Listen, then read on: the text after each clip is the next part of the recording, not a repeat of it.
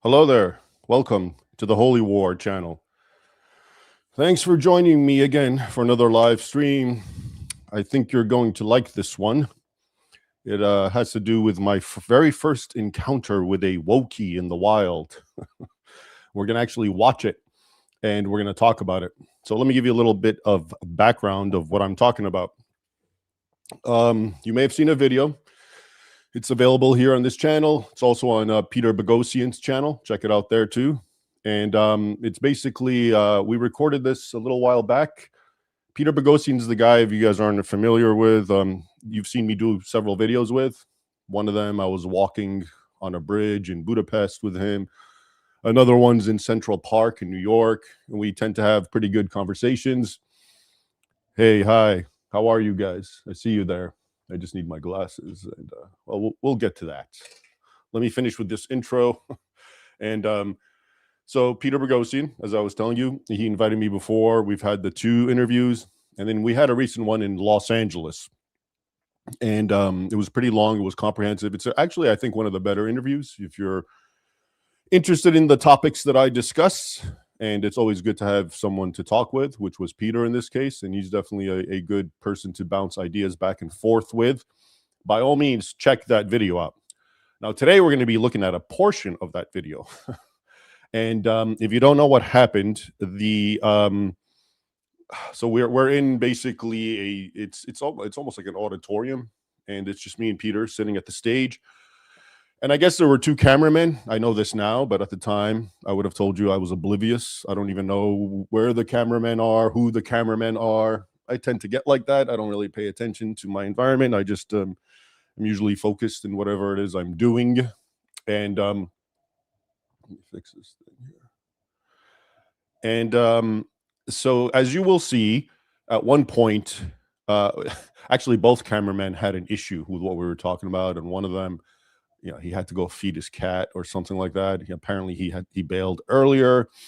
And but the other one's the one we're going to talk about. The cat one, if you want, go to check out Peter Boghossian wrote a whole Substack about this incident, and he talks a lot about he gives more background about the cat guy. Anyway, the other cameraman had what's called a meltdown, and he basically stormed out, and then he came back, and then Peter basically told him, what's the deal? Speak up. Let us know what you want to say. Now, here's the thing. When you watch that video, I'm not very responsive with him, that cameraman. I don't really engage him. I don't answer his questions that much. He doesn't even, most of it seems to be between him and Peter. And the reason is I didn't really understand that this was being videotaped and going to be part of the actual interview, which it is. So when you watch the interview with me and Peter, which lasts for, I think, maybe an hour and a half, and then I think the last half hour or more is the cameraman, and I wasn't quite sure that was going to be in there, and so that's why I was pretty much kind of quiet. And at one point I was just thinking to myself, just let's end this. Who cares, wrap it up, Peter. I know you're having fun. I got things to do. That's kind of how I was thinking, and I think it's pretty evident in my demeanor. Sometimes I did, of course, say certain things when I got really frustrated with him, the cameraman. And so one of the reasons I wanted to do this video is because now that it is out in the public and out and about, I can't have Mr. Cameraman's comments and statements just go like that unanswered. By all means, check it out. Peter answered. He gave him a lot of, they had their own back and forth. But now what I want to do is we're going to play it. We're going to watch it together, and I'm going to be pausing it and making various interjections about what I was thinking and what I would have said had I really wanted to or thought that I'm going to engage this person and that this is going to be part of the public record. This is what I would have said. And by the way, I kind of, I don't feel too good doing this now. It almost seems like I'm doing it behind his back and I'm not giving him a chance to respond. And I told you that's not why I'm doing it. I did it because I really didn't think that was going to be part of the public record. So I just largely was kind of reticent and just sitting back thinking to myself thoughts, which now I'm going to share with you. And but So now that I am saying this, by all means, open invitation to Mr. Cameraman. If he feels after if he sees this, I don't know him. I actually don't even know his name. I'm sure I can get a hold of him through Peter, but my point is, I don't want anyone to think that I'm speaking over the cameraman and not giving him the benefit of the doubt or a chance to respond.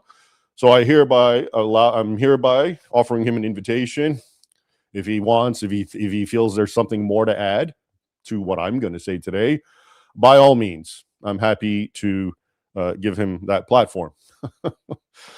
Who knew I'd end up embroiled with a cameraman? Now, here's the thing about the cameraman. At one point, you're going to see what I found very interesting, and all I was thinking about the whole time is that, this is what's called woke. And I've never experienced woke people. All right. And I've seen a lot of people, a lot of you in the comments, because in the video, I made a little intro on my channel. I made a little intro giving some context to the video, the interview. And in it, I basically say this was my first encounter with a wokey in the wild. It was fascinating. And a lot of you are kind of like, whoa, don't you get out? Have you never met them? So let me explain that to you. I do get out very often, I'll have you know. But I stopped consorting with the humans some time back, precisely for this reason, because I can't handle that sort of behavior, whether you want to call it woke or nonsense or stupidity or whatever. Okay. So I get out, but I don't really consort with the mortals and the people anymore like I used to, unless I have to. And I do, of course, frequently. But by and large, I do try to avoid that kind of thing. It doesn't really, there's nothing edifying about it. So my whole, up until until I encountered our wokey, I actually thought woke was kind of like a term of derision, and I know it is, okay? And I know woke people actually like to call themselves woke, because you're going to see that when I asked him if he was woke, and he was like, yeah. But I thought, I've seen videos and YouTubes of woke people kind of crashing out and coming unhinged and losing their mind and freaking out. But I always thought there was some context to it, and that whoever made the video was not including the context just to make it funnier, to make you think that these people are indeed that insane and that unhinged and that unconnected to the real world. So up until now, that's what I always thought.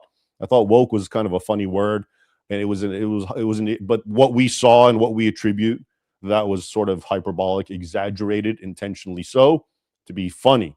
I did not really, up until then, think people were like that people could be like that.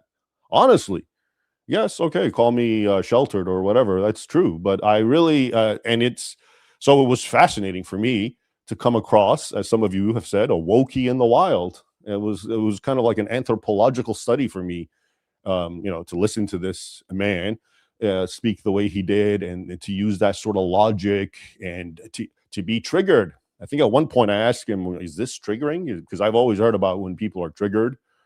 And I think what he did was triggering. And he said, yes, I was triggered. So it was very fascinating for me. And we're going to see it now, the whole thing. And what I'm going to do is I'm going to try not to cut it off too much. You can watch it. Like I said, you can watch the whole thing and the woke cameraman segment on your own without any interruptions. But I will be interrupting. I'm going to keep pausing it, like I said, to tell you kind of what I was thinking and what I would have wanted to say. I do respond sometimes, but it's generally when I'm kind of like, I've had enough, and I'm just trying to give him a very succinct point, hoping that this will be enough for him to go away and go back into the wild, into the woods, and be woke there. But he wouldn't relent. So let's have at it. But before we do, I should very much like to address something else. Something completely, I was going to say it's completely not connected, but actually it is. It's not connected because I'm going to say something about my last live stream, which had nothing to do with this. But actually, as you will see, it is connected to the themes that we will be visiting. So in my last live stream, I spoke about Islam in the West and the demographic issues, and basically how even if migration were to end instantaneously, you still have a serious, considerable problem demographically, because whether it's 5 or 10% of Muslims, and some of these countries, France and Germany, and maybe the UK are up there, 10-ish%. Or that's what they say. I believe it's more than what they tell us, to be honest with you. But okay, I'm going by the statistics. And what I said is, okay, so even if you end migration today, you've got a serious problem, because according to Pew studies, something like in 2050, Germany was going to have 20% Muslims with no more migration. And a lot of people feel like I'm, as they call it, black pilling them, which is to say, I'm trying to be hopeless, and I'm telling them there's nothing left to do. Just give it. They call me Denethor. And for those of you who don't know, Denethor is a character in Lord of the Rings and Return of the King specifically. He's a king, and he sees the future with his Palantir. But anyway, he becomes so jaded and cynical, and he just thinks it's over. Well, why even resist? We're all done for. The orcs and Mordor and Sauron are going to take over. And, you know, at one point he's like, flee, run, just go hide, until Gandalf hits him in the face. At least that's in the movie. But anyway, that's not what I'm trying to tell you to do. Okay. So for the record, I want to be very, very clear to all you people who say, we like your message, but now you've gotten very dark and despair, and you know, you're giving us no hope. You're telling us to just give up. No, sorry, that's not what I'm doing. Okay. I don't know about you, but when the going gets tough in my mind and I know things are hard, I don't give up. I tell myself it's time to gird your loins, Ray, and time to rumble. And that's what I thought. That's the message I'm trying to impart to you. Not that, oh, it's hopeless, go hide and put your head in the ground and just, you know, wait until you die. No, I'm trying to tell you to get ready. It's not easy. This isn't something you're going to, that's easily surmountable. A lot of people seem to be looking for that. We're looking for a quick fix. But once the going gets tough, then we all capitulate and fall down. So that's what I'm trying to tell you. It's going to get tough. I watched, I forget his name. Everyone sent me, the day I did all that anyway, people sent me a video made by some British politician. I'm forgetting his name. But I think his organization is called, I don't know, Reform Britain or Restore Britain. Is that it? Okay, I'm sure you know who I'm talking about. And I watched this video, and it's good stuff. I have no problem. Those are the kind of words that people need to be saying. I'm all for that. Okay, there you go. Rupert Lowe. That's the one. Thank you. Yeah, I'm on board. I think his message is great. I'm not in any way, shape, or form shooting the man down. But even if you watch his video, he basically said, yeah, it's not going to be easy. It's going to get ugly. He said words to that effect. And that's what I'm trying to tell you. It is. It's not, it will by nature have to get really ugly, very graphic. And that doesn't necessarily mean violent. I'm just saying, I gave originally in my video, what was the example I gave you? I just said, look here in the US, where merely enforcing a pre-existing law, that is to say, preventing illegal aliens and trying to evict and deport at least the criminal elements, is causing chaos. So I don't know how easy it's going to be for those Europeans who are saying, including Rupert Lowe, who said explicitly that not only are we going to stop immigration, we're going to reverse it. Okay. And, you know, I don't know where the limitations of that is. It's a very interesting statement. I think it's good. I'm not against it. But my point is, if in America we're seeing what we're seeing, trust me, in the UK, liberal Western Europe, if you're actually trying to do even more, my point isn't don't give up. I'm not saying give up. I'm telling you, gird your loins. It's going to be tough. All right. So stop calling me Denethor. And stop saying I'm black pilling. No, I'm telling you to wake up, smell a coffee. It's a serious threat. Okay, there's a demographic thing going on here, and it's not. And the more you wait, the harder it will be to extricate yourself from this situation. Okay, so it's a warning that I'm trying to issue, not hopelessness that I'm trying to give you. Okay. You know what's hopeless? If I were to sit here like everyone else and say, yeah, dude, we got this, you know, Rupert Lowe's going to come in and everything's going to be fine. Kind of been there, done that. How many politicians before him have said very similar things and nothing's happened? You know what has happened since? It's gotten worse, and more people have come in and settled, and they're entrenched in society. That's what I'm trying to prevent. I'm trying to get you to realize that it's pretty bad as is. And if it's just a matter of talk and putting your eggs in one basket and this guy's going to take care of everything, and then, 10 years pass and nothing really happens, except more migrants have come in and the ones who there have been procreating. Okay, so again, not despair. I'm trying to get you to understand the accurate situation, which is, it's a bad situation. But like I said, I by nature don't get that. I don't despair. If you tell me the challenge has grown, well, then I try to rise up to it. I don't say, okay, well, that's too much. I guess what you're saying is I should just go kill myself. No. All right. So enough of that. Stop it with the Denethor memes and whatnot. And now let's get to business. So we're going to check out the Wokey and my encounter with the Wokey. What I propose I'm going to do is I'm going to play it. I hope I don't have technological problems. I think I got it right here. I'm going to play it, and I'm going to be in a little screen here.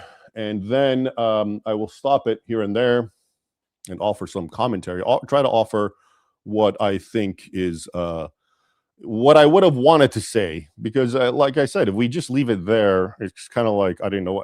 And I had a lot to say, and I had a lot of rebuttals, but I was just my whole thing was kind of like, if I don't say anything, maybe he'll stop and we can just proceed to where we were. Like I said, I didn't think this was even going to be part of it, but it is. Okay.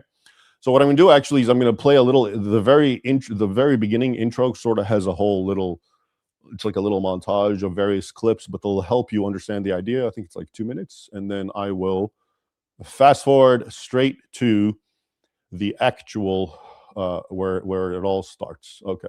So here we go.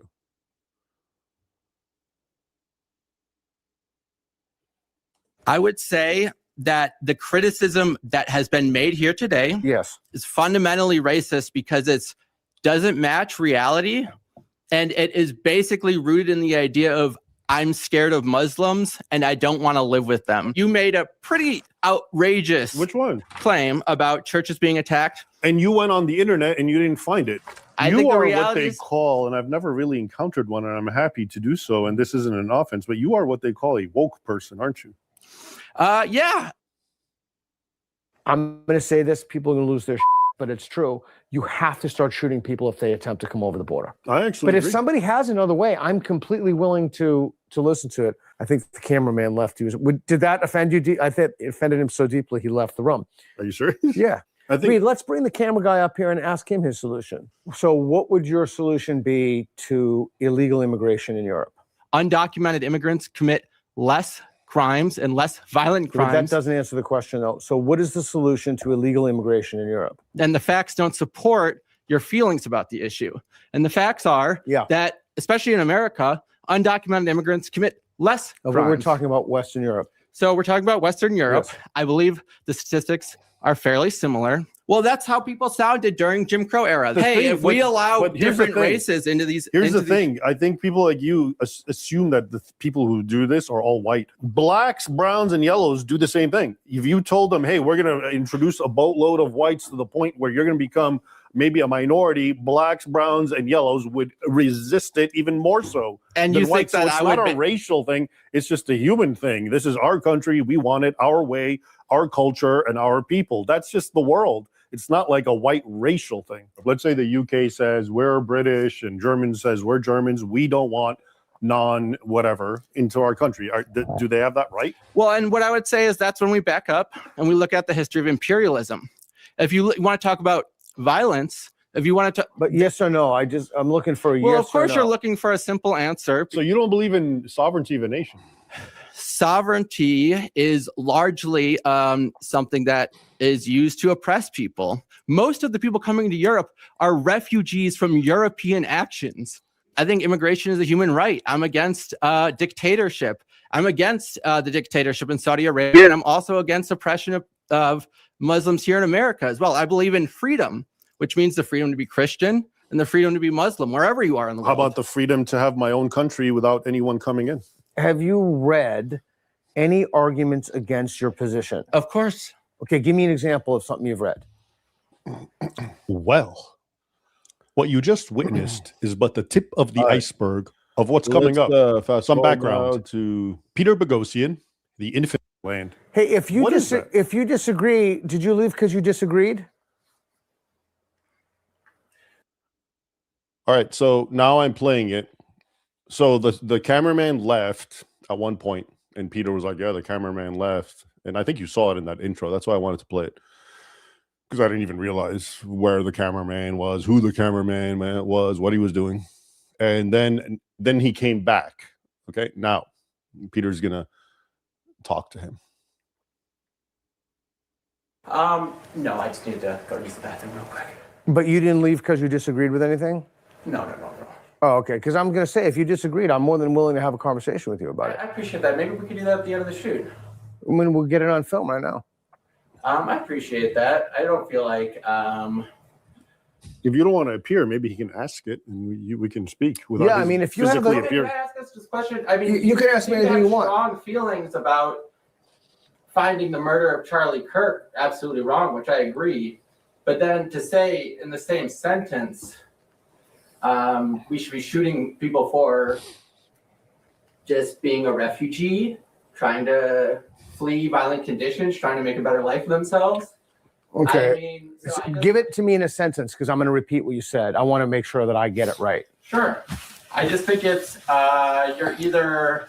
I don't think you can denounce political violence, especially like really nasty political violence, like shooting someone, while calling for that political violence against people you judge to be political enemies. Okay, so I just want to get this in a sentence. So your problem with what I was saying is you don't think I can denounce the murder of Charlie Kirk and advocate for shooting people who come to a country illegally. Did I get that right? Because, yes, that's right. Because I think laws are, inherently malleable. Okay. I mean, at what All right, let's stop right there. Laws are inherently malleable. All right, actually, let's build up to that. The first thing that he was saying that caught my eye and caught my ear, as I'm sure it did you, is the analogy that he keeps trying to give. Okay, because early on in the interview, I think Peter mentioned the killing of Charlie Kirk, which everyone, of course, condemns. It's a political murder, and what he's saying is, and the reason, if you didn't see it, the reason he stormed out originally, what this is all about is, at one point Peter says, I think I played it in the very intro. Peter said, I know no one wants to hear this, but it's going to get to a point where people have to be shot if they are illegally crossing. So this is the topic, and our woke cameraman is basically saying that these are synonymous. Okay, shooting an illegal alien who is crossing the border illegally, knowingly, is the same as shooting and killing some guy because he's just speaking his mind. Okay, so now let's unpack this, because I think this is very, very important, and I can see how people would conflate the two. All right, so shooting Charlie Kirk, what is that? That's presumably two American citizens who both belong here, and one murdered the other just because the other was speaking words that the murderer did not like and disagreed with. Okay, and he murdered him. And our woke cameraman thinks this is, like I said, analogous to an illegal alien breaking through and getting shot. Now let's look at what happens when, if I mean, that's not what the U.S. does, but let's say it did. A lot of countries do and have done that, and which is to shoot people who illegally cross. So what's happening in that context is this: you have a nation. It's a sovereign nation, and it's governed and ruled by and on behalf of and for the people, or it was originally. Okay, and actually, in this case, protecting its borders and its sovereignty, that does directly benefit the people of everyone. Okay, so you have borders. Every country has borders. This isn't a Western or European or white thing. It's a normal thing. Okay, it's not even a modern thing. Historically, every kingdom has borders. Okay, and they zealously protect their borders. All right. So and I know absolutely, if you enter, you can get killed. Do you know that in the pre-modern era, in the Islamic world, if you were some poor, lowly messenger boy sent by let's say a European king to the caliphs in the Islamic world. That guy needed to get a special permit directly from the caliphate, because once he stepped foot in the ummah, in the Islamic world, in the Arabic, I'm translating it, his blood is free game, which means he can be murdered, he can be slaughtered, enslaved instantly, because he's the de facto enemy. And why on earth are you entering our home, our land, the Islamic world? Okay, he needed a special permit from all the way on top, or he's done for. Okay, and again, this isn't even an Islamic thing. I'm just trying. This just came to my head, but historically, that's what people did. They protect their borders. All right. Any which way they have to, whether it's by putting a wall, putting a fence, shooting people, stopping people, any which way. So I find it ridiculous to even use those. That's what I was thinking. This is, how can you even compare the two? An American citizen murdering another American citizen because I don't like what you say, with a nation protecting its borders against people who do not belong there and who know they don't belong there and who are taking a risk anyway. Okay, big difference. Now let's actually let's talk about the whole shooting thing. You know, is that even plausible? How effective is that? Should a country do that? Am I saying a country should go do that? No. What I'm saying is this, and again, it was Peter who brought it up, and I think I actually nominally agreed with him, because that's actually what has happened historically. But the point is this: it's a deterrence. All right. If you set that kind of system up where, hey, if you break our law and you clandestinely, illegally come through, you know what the repercussions might be? It's you dead. Guess what? That's called deterrence. You know what would happen? Illegal immigration would end right away, instantly. Because now we know there's actually a penalty to pay, pretty stiff one. Okay? But if, and you're going to see, you know, the cameraman doesn't want any penalties. Well, if that's the way it is, if I know as an illegal that, hey, I know this country's not going to do anything, the worst this country's going to do is capture me and put me in prison and feed me well, better than I was, and then send me back. That's the absolute worst that they're going to do. Guess what? I have all the incentive to keep trying as much as I can. Everyone keep trying to get in. So this is what's called deterrence. You know, the idea of actually shooting someone. If that actually happened, I'm telling you right now, illegal immigration would immediately end, because everyone's going to be like, oh, I might die doing this. No, thanks. I don't want to go into your country that bad. Okay. It's what I call the Vlad option. Vlad the Impaler. I know a lot of you guys like him from my book, Defenders of the West. And Vlad the Impaler was an impaler. I'm not advocating impaling anyone, but if you read the chapter I wrote and why he engaged, not just in the impaling, why he was such a draconian, violent ruler, it was as a form of deterrence. He was actually very weak compared to his neighbors, especially the Ottoman Turks. He was extremely weak. Okay, so not only did he need a deterrence, he needed to get as hardcore as possible to make a dent and scare these guys. So he engaged in impalement and all the other violent stuff. Now, there's a very interesting legend. They say it's a legend. Who knows? Maybe it's real. Associated with Vlad the Impaler amongst Romanians. He was Romanian, Wallachian.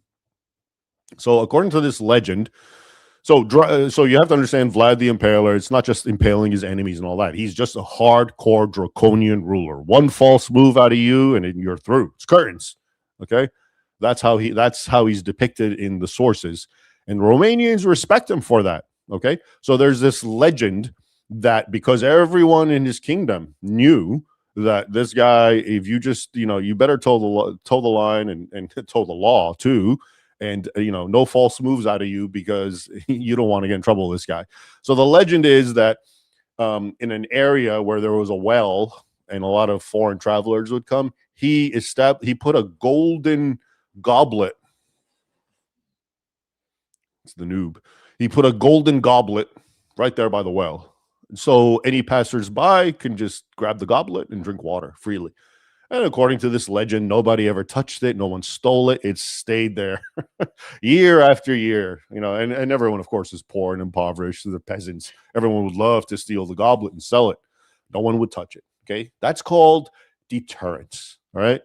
That means because everyone knew this guy is serious, I'm not going to mess around. I'm not going to break the law. Okay. And that is what I was thinking of when he was talking about, no, you can't shoot people. That's horrible. And it's identical to shooting Charlie Kirk. What's the difference? Okay. I hope you see the difference. Okay. The difference, of course, is two citizens of one country. They both belong there. And one murdered the other one because I don't like your opinion. Yeah, that's wrong. In the other one, you have a country trying to enforce its border laws, and you have people who know there's a law and a rule willfully breaking it and taking a chance. And then what happens, okay? And of course, they know in this current climate, nothing's going to happen except, think about it. I want to escape. I want to go to America. I want a better life. I get all that. And it's going to come out in the interview, in the cameraman's responses. I understand that, but we have rules, okay? And and if I know, let's say I'm the illegal immigrant, I know that these people are not going to do anything about it. The worst they're going to do is they're going to catch me and send me back, and I can try again. Why wouldn't everyone do that? Well, they are. So the whole point in my mind, when Peter said that, all I thought about is, yeah, that's called deterrence. You want to scare the hell out of people so they don't break the law. And if you do that, do you honestly, let's say America decided we're going to start shooting any illegal. What do you think? Every day hundreds are going to be killed and the next day another 200? No, it would be one or two. And then that's the end of illegal immigration as we know it, because everyone's going to say, I'm good. I'm not going to bother with this. These people are crazy. And that's what I call the Vlad option. So I thought that was very important, but let's also talk about his real quick, and I'm going to play it again, what he said about, what is it that he said? So he said the Charlie Kirk thing, and laws are inherently malleable. Okay, he said that. And he gave the example. He said, okay, laws are inherently malleable, because I think Peter or I were basically sort of implying that, okay, well, we have a law, and the law is you can't just come into any country you want because that country's sovereign. It has its own people, its own culture, its own way of doing things. And it's their right to say who can come and how many and so forth. And he said, well, I believe laws are malleable. And then he gave the example of, because I don't know, in the pre-civil rights, blacks were not allowed to drink from the same water fountain or whatever. Okay. And so what's going on in his mind is interesting to me. You know what he's saying?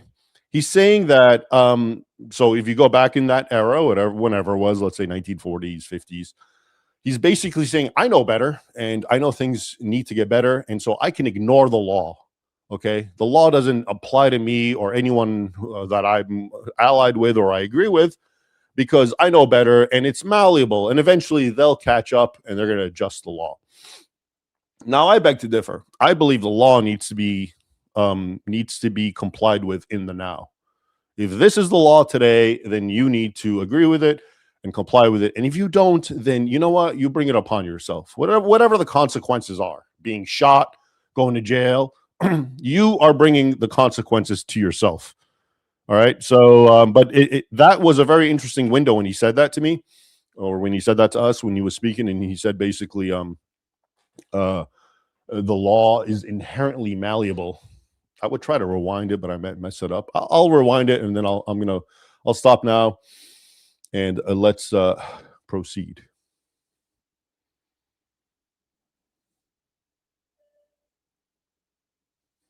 Yeah.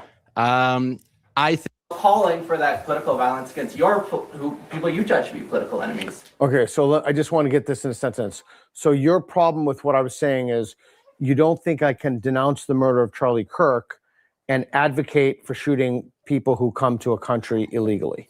Did I get that right? Because, yes, that's right. Because I think laws are, inherently malleable. Okay. I mean, at one point, it was illegal There for a it is. black person to go into a white-only establishment. Yeah. I think that a refugee, for example, has a right to come to, who's fleeing violence, has a right to come to another country. Okay. So what I found offensive, though, is just you saying shooting those people, because to me, that is similar to what you were denouncing earlier, which I agree with. We shouldn't kill our political enemies. I think agree, calling for shooting and killing people that you have that disagreement with, to me, that made me feel about how you would probably feel if someone said they were pro shooting and killing Charlie Kirk. So what would your solution be to illegal immigration in Europe? Well, I think Muslims make a small percentage of the immigrants in Europe, or the population in Europe. It's something like 5 to 10%. I don't think immigration is actually a problem. If you look at statistics, undocumented immigrants commit less crimes and less violent crimes. But that doesn't answer the question, though. All right. I gotta stop there. I don't know if you can see it in my expression, but yeah. Okay. So, two things. Here's where remember my little I spoke about the Denethor black pill thing in the intro, and I said it's kind of related to this. Okay, here's where it's related. Look what he just said. I don't think Muslim migration into Western Europe's a problem because it's only 5 or 10%. Okay, you know what that's called? This is one of the biggest afflictions that Western people, including smart, objective, conservative, right wing, the good guys, even they suffer from. It's called myopia. Okay, which is you look at the world today and you base your assessment on it without any thought whatsoever to how it was yesterday or how it's on its way to being tomorrow.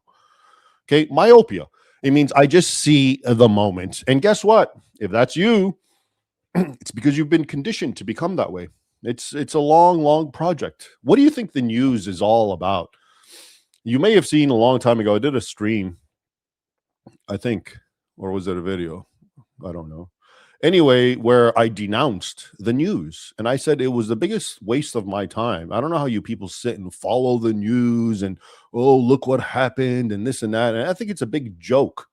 It's so unworthy of my attention. Okay. And this is not to say there are not important developments. Yeah, if there's a war, I think that's important. I want to know about it. But by and large, what is called news is just sensational gossip that used to be called soap operas. Okay. And and why I'm telling you this and why I'm bringing this up again and rehashing it in connection to this, the myopia, is I think most Western people have been conditioned to just think this way. Okay. Whoa, what are we gonna talk about today? And they look at the news and social media. What's everyone talking about? Oh, this person said that, and that person did this, and I'm angry, and this is how I feel, and why, and this person, and I'm on this side, and this side's against me, and we're gonna argue it, and blah blah blah. And then tomorrow comes, and we start it all over because the establishers of the news are now telling us, let's talk about this new thing, and we all scream and cry and argue. Yeah, I'm not involved with any of that. Okay, no thanks, man. I'd rather like do nothing and stare at a wall than follow that. Okay, in fact, I've been known to do that. But not to digress, the point here is that guy, when he said, my point is people have been conditioned into just seeing today. So he sees today. What's today? 5-10%. Big deal. Well, it is a big deal if you have an understanding of history and you understand how things incrementally change. And even though they're incremental and they look very slow to you in the now, because you just look at the day, you don't look at the big picture, but they are actually profound changes, then yeah, guess what? The fact that Europe is 5 to 10% Muslim, that's huge. That's massive. That's what people should be talking about. That should be the news, okay? But it's not, obviously, because the news is anything but what matters. Of course, the news is a distraction, as I tried to get you to understand. And so again, you see how I'm connecting it to the my last live stream where I was talking about, I was trying to warn you. The problem is too many people, if you stop and pause, let's look at America today. Oh, well, migrants are still a minority. Okay. And, and in Europe, also same thing, right? Muslims are only 5-10%. What's the big deal? Oh, we got all day. We got forever to take care of this. No biggie. No, that's not reality. You are losing big time because especially as I showed you, the longer you wait, the more this issue becomes entrenched and the harder it gets. Okay. So, for example, you can stop migration tomorrow, but a place like France and Germany, you already have 10% Muslims, and they're procreating like jackrabbits. Okay, and you're not. So it's an issue. Don't just be, oh, France is only 10%. Big deal. We'll take care of it. But I stopped it because that's what he said, and he is giving you. He's the perfect example, not just of wokeness. He's just a perfect example of the Western mentality, okay, which is, it's not so bad right now. What are you talking about? Because Western people have been conditioned not to see the big picture, okay? They are foxes, not hedgehogs. I've said this before. The fox and the hedgehog, it's a parable. It goes back to Aesop's fables of all things. But Isaiah Berlin wrote an essay about it. I'm more actually interested in the generic Aesop fable, which is the hedgehog knows one big thing. He knows a truism, and it's a massive paradigm. In all reality, he sifts through it, and it works. The fox doesn't. But he knows all these little tidbits of information, and they're constantly changing and updating and changing. And tomorrow, it's a whole new bit of information. He forgot yesterday's, and then the next day, it's a whole new bit of information. He never has the big picture. He never has the long view. He's always caught in the moment, okay? As history progresses, as time marches on, as massive cataclysmic seismic changes happen, but he doesn't notice it because he just looks in the moment. He looks at today, and nothing massive happens in one day, generally speaking. Okay. But if you step back like I do, I love history. I study history. I'm a student of history. When I step back, I see the massive changes that happened. But of course, to the people who were living within just 1 or 2 or decades, it didn't seem what it became. So you have to be cognizant of these early marks, okay, that lead. And so flippantly saying, whoa, Western Europe is 5-10% Muslim. What's the big deal? Or, America is still like, I don't know, 60% white. Big deal. Well, it is actually a big deal if you think about it in the context and continuity of history. It's a massive deal. But nobody's talking about it, which is why you're not talking about it. And that's the problem, because you're talking about the news. All right, let's continue. What is the solution to illegal immigration in Europe? Well, I gave you my solution. It does answer the question, because in your question, you're implying that there's a problem that needs to be solved. The way I'm answering that is I'm saying that implication is false. Okay. And the facts don't support your feelings about the issue. And the facts are that, especially in America, undocumented immigrants commit less crimes. We're talking about Western Europe. So we're talking about Western Europe. Yes. I believe the statistics are fairly similar. I looked it up while you were talking, and there are more hate crimes against Muslims than there are hate crimes against Christians. And I understand that's a topic of debate, but to pretend that... all right. You see, I didn't want to stop so often, but it's just too much. And now you're getting an idea of what I was thinking and why I'm grinning like that. All right. So he's saying it's okay. You see what he just said? The mentality that's exhibited here is very obvious to me. I understand what's going on. He just doesn't, he doesn't think, he basically said there isn't a problem. He said to Peter in response, what's your solution? Well, I don't think there's even a problem. Okay. Which means what? Which means that, laws and immigration laws is all nonsense and people can come and go as they want. There's no such thing as borders. That's man-made. That's an oppressive construct. I think he says that at one point. And, who are you to get in the way of it, et cetera, et cetera. So deep down inside, what you have to understand is what you're dealing with. And I see this all the time, okay, with these sorts of people. But this is, again, a true wokey. I mean, I usually would call this a liberal or a leftist or a lunatic or something to that effect. But what he's basically saying is he's trying to agree with us to sound kind of like, yeah, I get it. He's trying to be formal. Deep down inside, he doesn't care. He doesn't want this law. If he had it his way, he would snap his finger. All immigration laws would end, and everyone who wants to come can come. Okay, and he doesn't seem to understand that what he's advocating for is pure chaos. Okay, he's actually advocating, he doesn't even know this, but for sort of a survival of the fittest scenario, wherein he, of all people, will disappear like that. Okay, because he's not fit and he won't survive. That's what he's advocating for. He's basically saying, I don't want laws. These laws are actually made to protect him more than me, actually, because I think I can handle myself in the apocalyptic scenario that's coming in the future. He won't. And yet here he is glibly, and passionately arguing on behalf of no borders and anyone can do whatever they want, which, like I said, he's arguing on behalf of both chaos and survival of the fittest, both of which will swallow him especially up. Okay, and I just find it amazing. And I'm going to continue playing, but one last thought that always, here's a selfish thing. When a person like him, let's go with his logic, okay, which is, borders, know what borders, anyone can come, and let's be fair. Well, in a way, it's not fair, because out of an accident of geography, you know what's going to happen? If we said no borders, that means only primarily Mexicans would come in, because that's who's next to the United States through, again, an accident of geography. So is that fair? If you're open to open borders and migration, well, what about people across the Atlantic? Shouldn't they, or in South America or in Asia? So you're basically saying, it's like a free for all and whatever, and it just so happens to be easiest for that country because we share a border with it. Then yeah, let them flood it. So even that is in a way selfish. I'm not saying that Mexicans shouldn't have the same rights. I'm just saying if it's a willy-nilly kind of thing, well, they would be, of course, the first to benefit, not anyone else.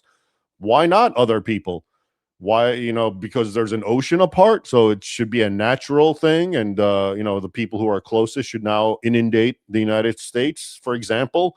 Again, it's not very rational thinking, but yeah, let's continue.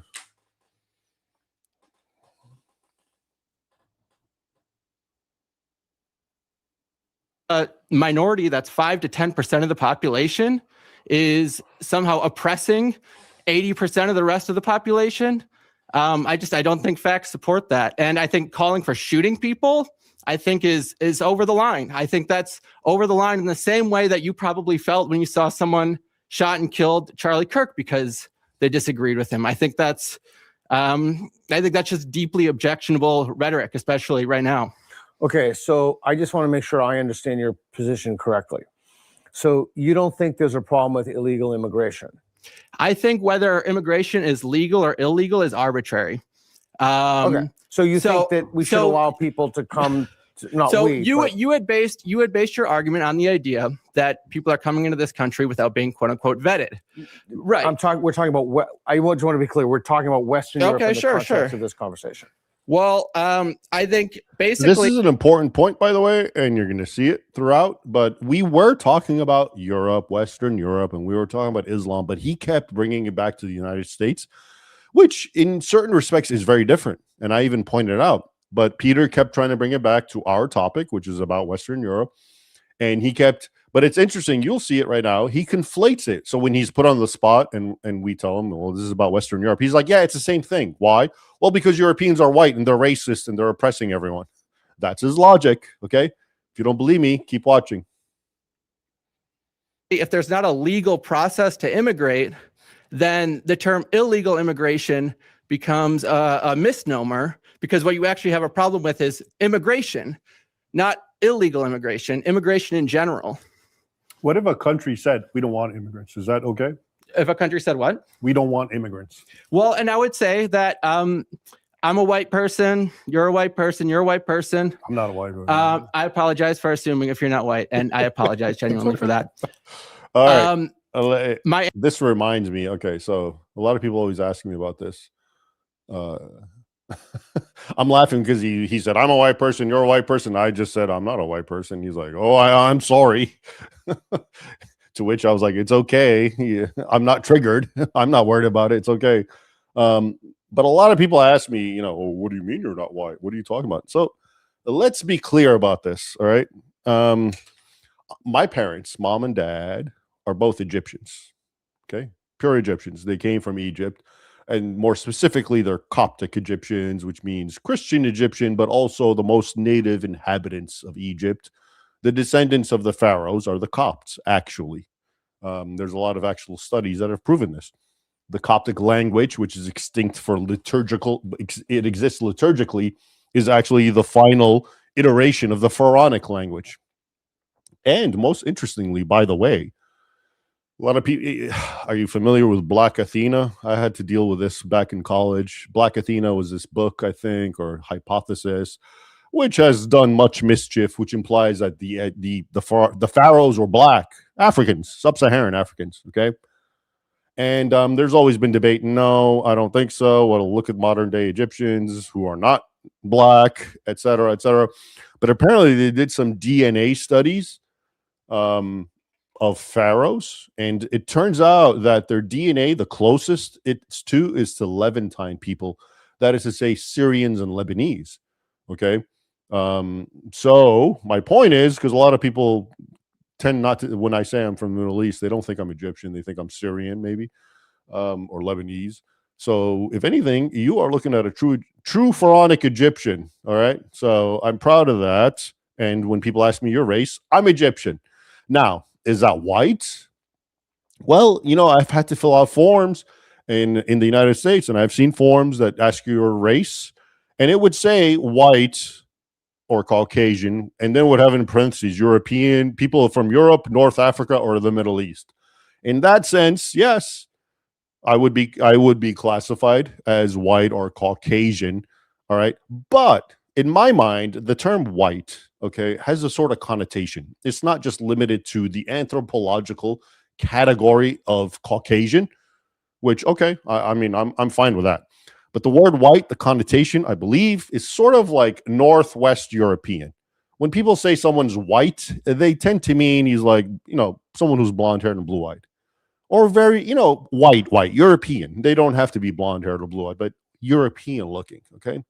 So that's why I don't say I'm white. I don't think I'm white in that sense. I'm not European. Okay. But yeah, of course, if you want to talk about anthropological classifications, which I don't know a whole lot about, I just seen, like I told you, the business where, you know, Caucasians classified as North African, European, or Middle East. Okay, fine. I'm okay with that. But that's why I said, because people commented on that and said, why are you saying you're not white? You know, well, to me, and I think to most people, I think if you're talking to someone and you're on a phone or texting and you say this guy is white, I think the idea isn't that, oh, he's Caucasian who's from the Middle East. I think the idea is he's a European. All right. So there it is. I just wanted to get that out because I saw your comments and I wanted to be clear about this racial business. Now, I had something else to say. I mean, I actually stopped it because of what he was ranting about, but that was the last thing, and I picked up on that. So be that as it may, let us continue.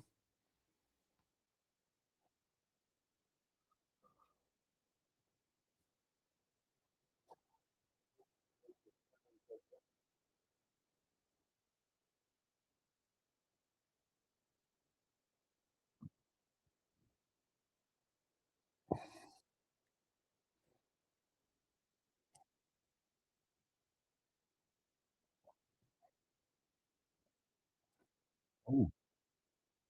What you're implying and how Oops. that breaks down once you No, start it's a country saying, look, we're a sovereign Don't think I nation. had it on right. Then you're a white person. You're a white person. I'm not a white person. There we go. I apologize for assuming if you're not white, and I apologize genuinely for that. My ancestors came to this country, and there were other people living here. But let's say Europe. We were talking about Europe. Let's say the UK says we're British and Germany says we're Germans. We don't want non-whatever into our country. Do they have that right? Well, and what I would say is that's when we back up and we look at the history of imperialism. If you want to talk about violence, If you want to, But yes or no? I'm looking for a yes or no. well, of course you're looking for a simple answer because, but what I'm actually doing is rhetorically unpacking what you're implying and how that breaks down once you No, it's a country saying, look, we're a sovereign nation. We are the country well, but I was of answering Sweden. that. So I was answering that. You have to look at, for example, why are there so many Muslims immigrating to Europe?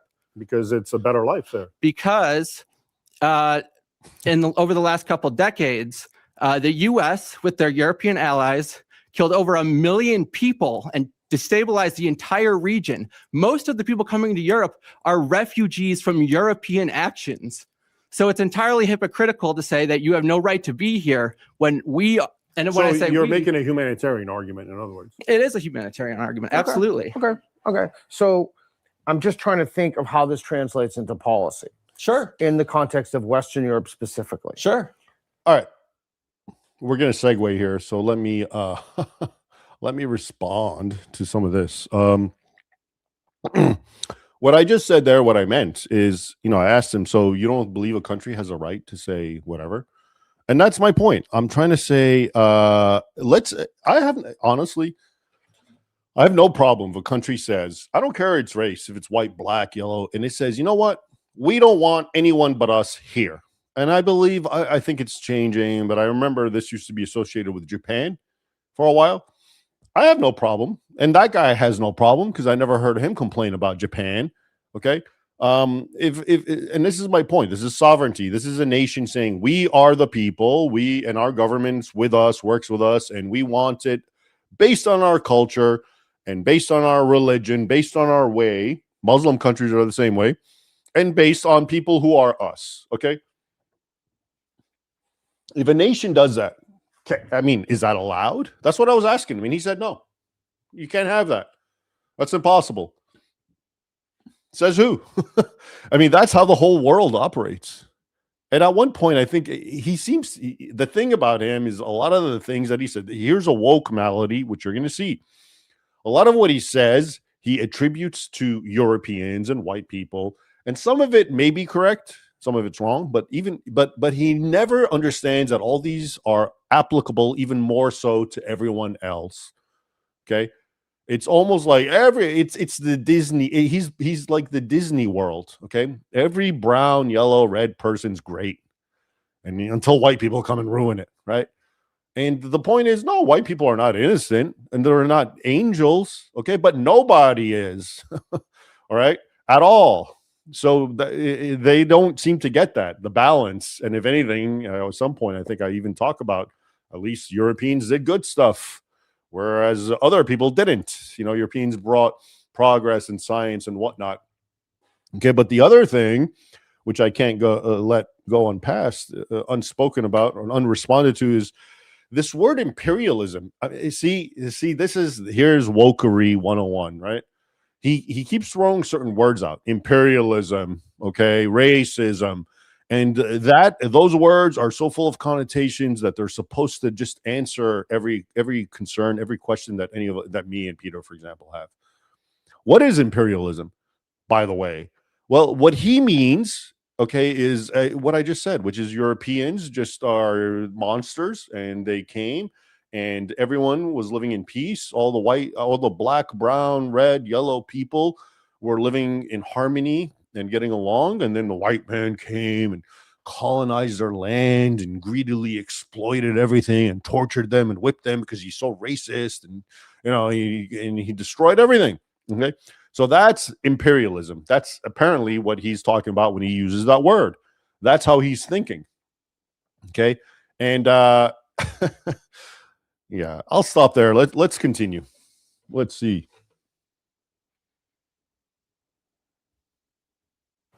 So does the country have a right to say we're going to close our borders? I think that immigration is a human right. Okay. So in the same way, just to be clear, I want to be clear. Yes. If Saudi Arabia said we don't want non-Muslims, this is our country, we are a Muslim country, and we don't want non-Muslims, do you have a problem with that? Absolutely. I would say that's deeply oppressive. But that is what they do. Exactly. Actually. And that's my thing. I'm against that sort of policy. I'm against bigotry. I'm against closing the borders. I'm against I think immigration is a human right. I'm against dictatorship. I'm against the dictatorship in Saudi Arabia, and I'm also against oppression of Muslims here in America as well. I believe in freedom, which means the freedom to be Christian. All right, that's enough of that. Now, okay, we have to stop there. So you see the game he plays. When I mentioned Saudi Arabia, which is actually doing all the stuff that he's accusing America and Europe of doing. Yeah, he's smart enough to say, well, I condemn that. I'm against that.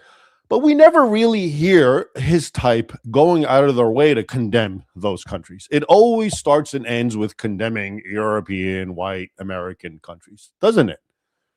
So he acknowledged, yeah, I get it. Saudi Arabia, those Muslim countries, they're pretty draconian. They're pretty racist. They're pretty whatever, imperialistic, whatever word he would want to associate or understand, he's nominally agreeing with because he knows it's true. But ask yourself, left on his own, without someone like me or Peter challenge him, when he starts winding up and going off about, when he goes into woke mode, is he attacking Saudi Arabia or is he going to be attacking Europe and America? We know he will be attacking the latter, Europe and America, which is ironic because, like I said, yeah, you can blame Europe and America. But actually, Saudi Arabia, Muslim country, if Europe and America are here, Muslim countries are here as far as the bad stuff that he's complaining about. But he'll never talk about that, will he? It'll always be focused on Western nations. Why is that? I find it interesting. Again, when I put him on the spot, of course, he was smart enough to say, yeah, I condemn it all. It's all bad to me. But this type of person, when he's not put on the spot, all of his energy is focused on Europe, America, West, evil. They're so bad. He'll never, ever, ever say anything about Saudi Arabia or Muslim world unless you call him out the way I did. And then he'll be like, I'm against that too. That's true. All right. One country without anyone coming in. I don't think that is a reasonable. No, I don't believe in that. I would describe that, and to give you an analogy, I would say the Jim Crow era, someone could have. All right, before we proceed, just in case you missed it, because I was messing around here, what I said is, because he's talking about freedom, right? Oh, I believe in the freedom of this and the freedom of that, and people can do whatever they want. I'm saying, well, what about the freedom of one nation saying, I don't want anyone in my country except my own people? What? And even, okay, yeah, and we're racist. Let's say a European nation said that. We are racist. We don't want non-whites, okay? Whatever. You can condemn them, but let's say that's their will. We want to live amongst each other, okay? Just like most people like to live amongst what they know, each other, right? Is that bad? He said it is. You can't have that. But what is a nation? A nation is a cohesive group of, it's a mega tribe of connected people, literally connected by DNA. Okay, racial characteristics, physical appearance, cultural traits, religion. And if they say we want to live in our own little world, he's saying no, you can't have that. I have to force people on you.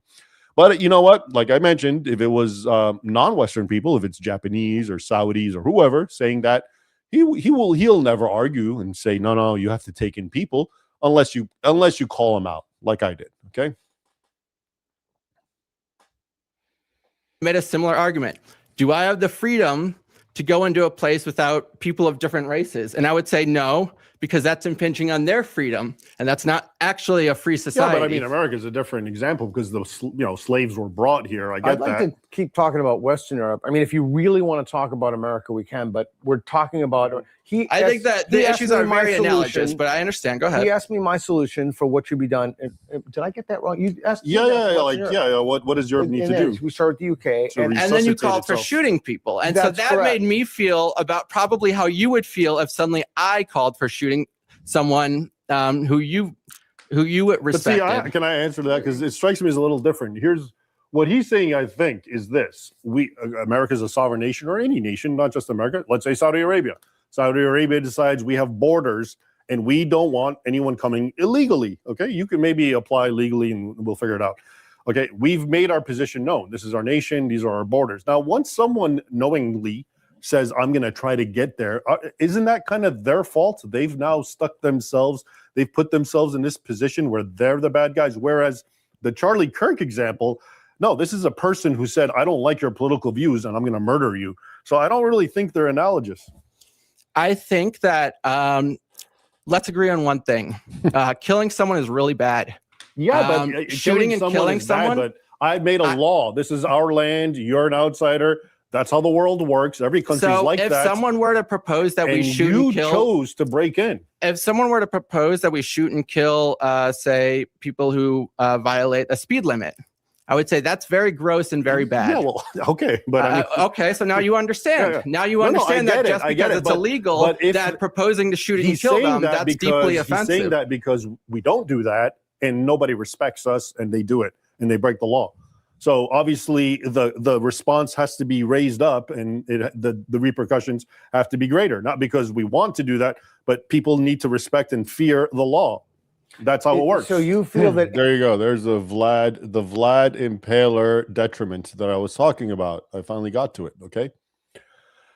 So now here's a question for the cameraman, which I remember thinking of, but I didn't want to go there, but I'm going to ask him now. I mean, we've heard him. He doesn't believe in borders. And it's, I'm pretty sure. Actually, I've only watched this once to try to prepare for this. The woke cameraman, what he said. But I think at one point you're going to see just the depth of absolute chaos that he's advocating for. No laws, no rules. Whoever can come for a good life. You can't do this. You can't do that. And I'm wondering, so, okay, if someone were to break in his house, can he shoot them? or is that like a ticket, a misdemeanor? If someone were to break into your house, woke cameraman, and you don't know what he wants, maybe he wants to plunder or rob you, maybe he wants to rape your wife, maybe he wants to kill you, I don't know. But let's say he does. Do you currently, under the U.S. law, I think you can defend yourself, including by killing him, by shooting him, let's say, because he's on your property, he's trespassing. So by your logic, I'm just wondering if someone were to do that to your house, because what is a nation? It's a great mega house. You know, the Ummah, the Islam, they call it the nation, the people. Okay. And you're saying there should be no rules. Anyone can come and go as they want, break all borders. So can they break into your borders, which are called your house, and do whatever they want? And you better not shoot them, because it should just be a misdemeanor. And of course, when it's a misdemeanor, more people will be much more aggressively start breaking into your house, because they know there's no repercussions, there's no deterrence, right? So I assume that's what you're advocating for. Or are you just advocating for that in general until such time that people inconvenience you and your home, at which point you're going to sound like a conservative?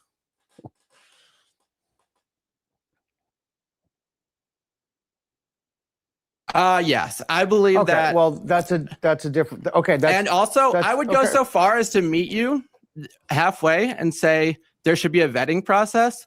And this is my issue, and this is the big issue, is because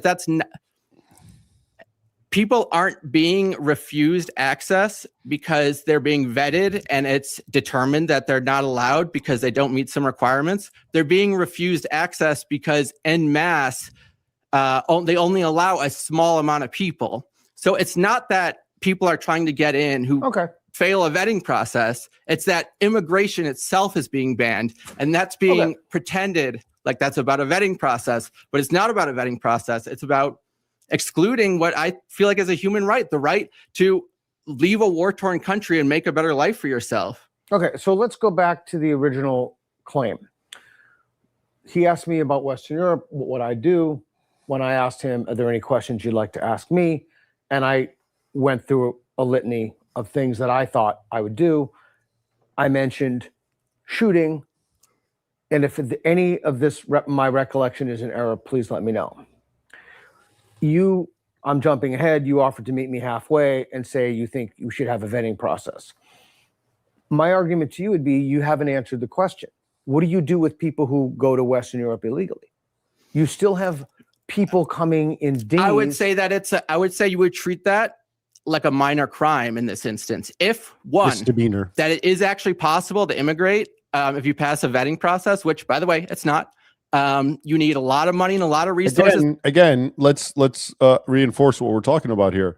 what he's advocating for, okay, which is you treat it as a. Here's the thing: forget about everything up until now. Here's the point: when you say something's a minor crime, people are more prone to commit this crime. If the punishments that you set for this minor crime are minor, obviously, and they are, right? It has to be commensurate. If it's a minor crime, you're not going to shoot someone. That's the point, right? If it's a major crime, you will. So he's advocating for breaking into a country that's a minor crime. Okay, if you do that and the punishment is minor, you've just signaled to the world, the third world, that, hey, go for it, because we're not going to do anything except slap your wrist, feed you, take care of you, and put you back at the border so you can start again. Okay? Do you understand? And that's why when we talk about more severe draconian responses, it's not because that's a good thing. It's not because that's going to be an established permanent thing. It's because deterrence. It's because once people understand that, oh, they're serious, they're not messing around anymore. They actually don't want people busting into their country. Then the people themselves will stop. Okay? That's the whole point, which Mr. Woke Cameraman seen. But see, I would say he doesn't get that. I think maybe he does get it. But what's really going on is he doesn't care. He doesn't believe in borders. He believes anyone should do whatever they want until they come to his house and break in, at which point, then, of course, that's criminal transgression, right?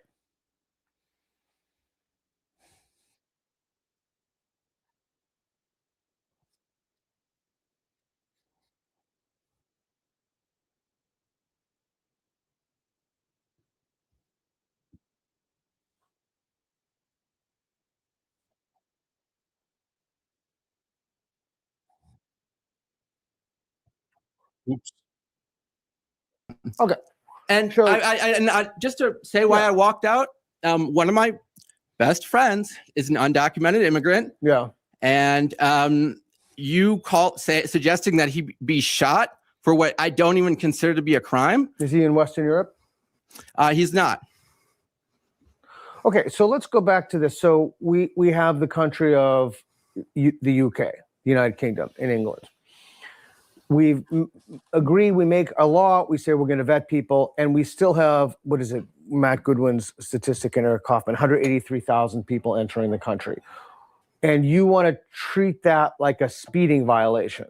Do you know how many speeding violations there are a day? No, I just want to make sure that I understand the argument. Yeah.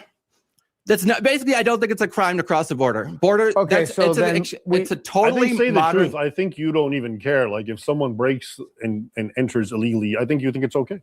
You probably are rooting for them, right? Because that would be a crime. He's being sarcastic. It's a crime to break into someone's house and steal something. And if someone does a crime, they should be punished for a crime. I'm saying it's not a crime to immigrate. Do you think so you don't believe in sovereignty of a nation? I mean, honestly, I think that sovereignty is largely something that is used to oppress people. Okay. All right. Well, that's good. Thank you for being honest. So now I know exactly what you. Yeah, you don't want to know what I was thinking at that point, but there you go. Okay, so even sovereignty is a tool to oppress people, even though sovereignty is something every nation has and it's for the people. But it's in his mind, it's something that you use to oppress people. You know what? What he's saying is everything, which is what I've been telling you, which is that he believes the United States of America, as you know it, does not have the right to say to anyone, you can't come here. All right. And you might think, well, that's because he thinks America was European colonizers and invaders and they took over the land of the natives. And who are they to tell people? Okay. You know what? I guess that's kind of an argument. I don't agree with it, but we keep bringing it back to Europe, which is not the case. Okay. Europe is the home of the white people. If Muslims are there, it's not because they're native or indigenous. They came there because Europeans let them. And before that, they tried to come there by force, and they did. And sometimes they won and they got ejected and so forth. Okay, so what he's really saying when he applies the American paradigm, as he often does, to Europe, is that, yeah, you just, it's too bad. Deal with it. Okay. It's like I said, it's one thing to say America, has to be tolerant of migrants because we're all migrants. That's the logic. Fair enough. We can have that debate, but as Peter keeps bringing him back, this whole thing was about Europe. All right. And when you bring him to that, he agrees. He doesn't agree with us. He still sticks to his guns and says, yeah, same thing. So what? Well, big deal. Let Muslims come in. It's only 5-10%. All right. So you see how, the double standards, and it's just, he's just committed to whitey bad, everyone else good. All right. And of course, by the way, in case you didn't know, of course he's white. Only a white person would think that way. You believe. And so if we try to agree upon something and meet me halfway, I don't think that's meeting halfway because it doesn't answer the question. I think I answered your question, but well, go the ahead. idea is that is there any number of illegal immigrants that we shouldn't, like if 10 million people wanted to come into the UK or on dinghies in a year, we would just treat that like a speeding violations for those individuals. Realistically, it would be fine. Okay. The number you, the, Well, that's the, honest. That's honest. The number you proposed was. By the way, I'm not picking my nose. I have a habit of pulling my mustache hairs in my beard. It's one of the reasons I shaved a while back because I'm always obsessed with pulling on it, stroking it, combing it with a comb when people aren't looking. So like I said, I didn't realize this was going to be taped and and publicly appearing. So anyway, just wanted you to know what was going on there. Is, I think, hyperbolic, and would realistically, when you look at the facts, when undocumented or not, when immigrants go to a community, that community benefits. I'm not talking about the benefits argument. I'm talking about if people, right. There's what upper is limit that of right people. There? Look what he just said. Okay, automatically, whenever immigrants go to a community, the community benefits. I mean, I've heard this argument. I'm not against it. Maybe sometimes it does happen. Okay, I'm open to it. But and what we were talking about actually before that was how a lot of European communities have gone downhill since taking in specifically Muslim migrants. I pointed out, for example, that in certain countries like Sweden's become the so-called rape capital, if not of the world, of Europe. When did this happen? Was it always like that? Oh, no. Back in the 70s and 80s, Sweden was pretty safe for women. Now, I think I wrote an article about it, but there's, I remember, you can look it up. Well, maybe you won't be able to find it. This is another thing that comes up, but there's evidence out there that I've seen and I've cited way back that shows how Sweden since it opened its doors to multiculturalism, it was one of the first, I think in the 80s. And multiculturalism means primarily Muslim multiculturalism. Rape has skyrocketed. I think it was something in 1,000% increase over the decades. And who are the culprits? The vast majority of them? Well, they're not Swedes, let's just say. All right. So much for his wherever migrants go, the life of everyone improves. Okay. I've been to a lot of European cities, and I especially at night, people don't want to go out. They're scared, the natives. Okay. Literally, especially in Scandinavia, in the UK, Germany. All right. So I don't know. I think the only benefit is they brought them like falafel, maybe. Is that it? I don't know if that's worth living in terror. But, and again, in saying what I said, I'm not saying that this applies always. I'm sure there are situations where a migrant group goes to a host country and things improve for everyone. So I'm not throwing out a blanket statement, but in the context of what we were discussing, Peter and I, and Western Europe and Islam, most of the data is pretty negative. It doesn't support what Mr. Woke Cameraman is saying. So think before we say absolutely no more.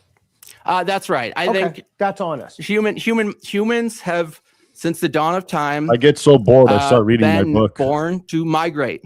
I think it's a human right. I'm going to wish you something. I wish to consign you and your family and all of your posterity to lives that you want to create, because you're pretty much going to create that in Western Europe. And I wish to consign you to that life. I wish you to give you the very thing you want. I would wish nothing else upon you than that. Sorry, I'm not understanding what you're trying to communicate to me right now. I'm trying to communicate in the context of Western Europe, you're getting the world that you want. And it will, Sure. it is, yeah, I'm positive of that.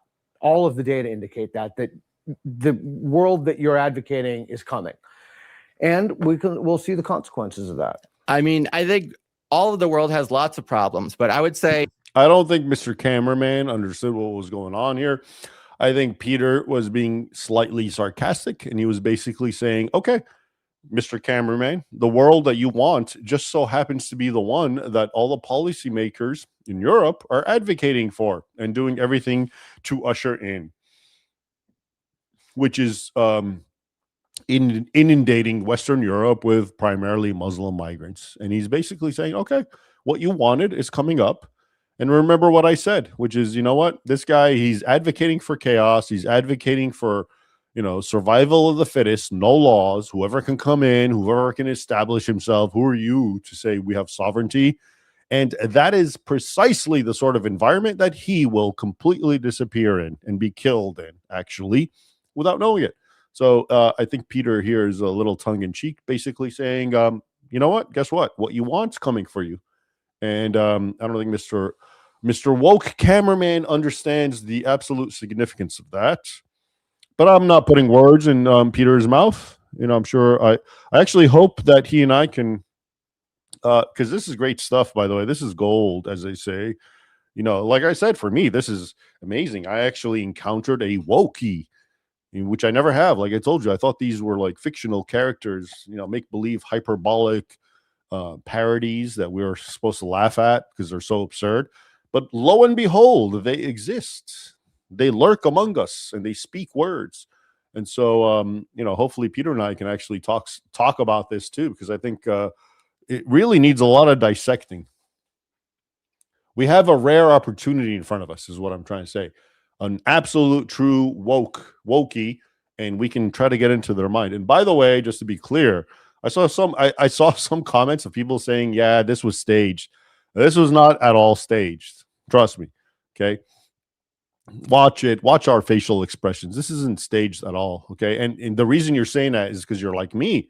You didn't believe people like that really exist. I didn't either. Okay. But that was 100% real. I spoke to Peter afterwards, and trust me, this was totally unexpected. And, you know, so we have it live on record, a rare recording of a wokey in the wild, and we're trying to dissect it. I think it's great. You know, hopefully we can come up with some sort of solutions. the biggest one is racism. Anti-immigrant racism, authoritarianism. I think those are the big problems. And I ultimately think when you're comparing things like violence against Christians and violence against Muslims, you have to go back like 10, 20 years. A Christian country killed 1 million Muslims in an invasion in the Middle East. And that is the context in which this immigration is taking place. Is this? What's that? Which country is this? This was the United States. The United States during is a the Christian country? So George Really? W. Bush, during the invasion, very he may have engaged directly in terminology, but very yeah. directly said, cited Crusade? God. Yes, if you look at the statistics, crusade, yeah. if you look at the statistics of He Congress, wasn't doing it for Christian reasons. though, almost but- all of, almost every. All right, we have to talk here. So what he's saying is, he for context, the whole interview that he was taping of us, I'm talking about Islam and violence and the history of jihad and attacks on Europe, et cetera, et cetera.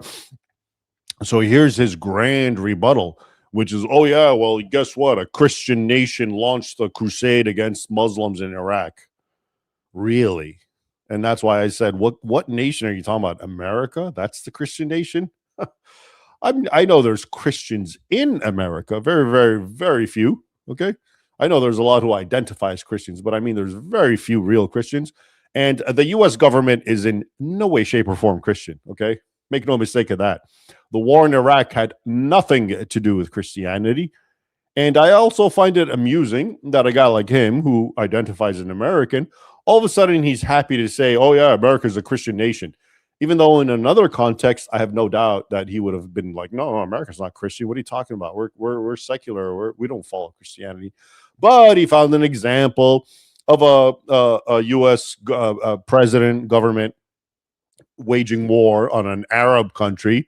Okay. And all of a sudden he's trying to now play the Christian card. You see, they did that because they were Christians. No. Okay. The war in Iraq had nothing to do with Christianity. Quite the opposite, actually. Okay. Quite the opposite. Now, as we were.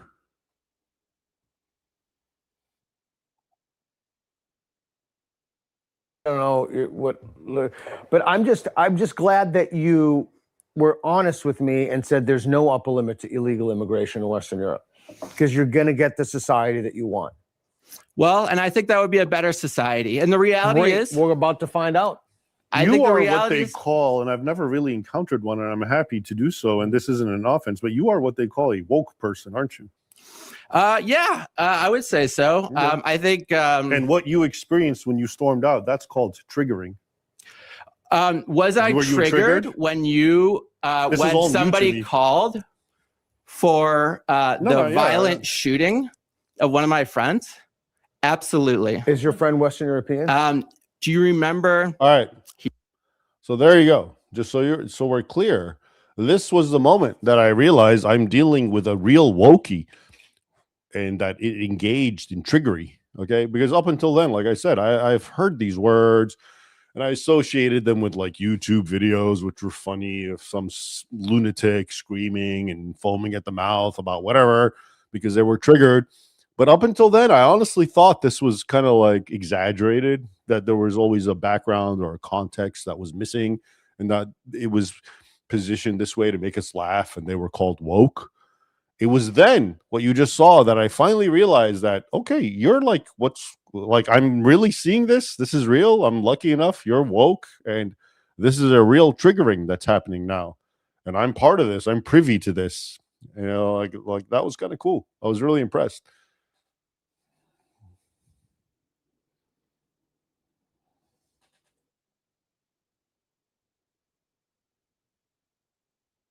Yeah, I would say so. I think, And what you experienced when you stormed out, that's called triggering. was I Were you triggered when you This is all when new to somebody me. called for the violent shooting of one of my friends? Absolutely. Is your friend Western European?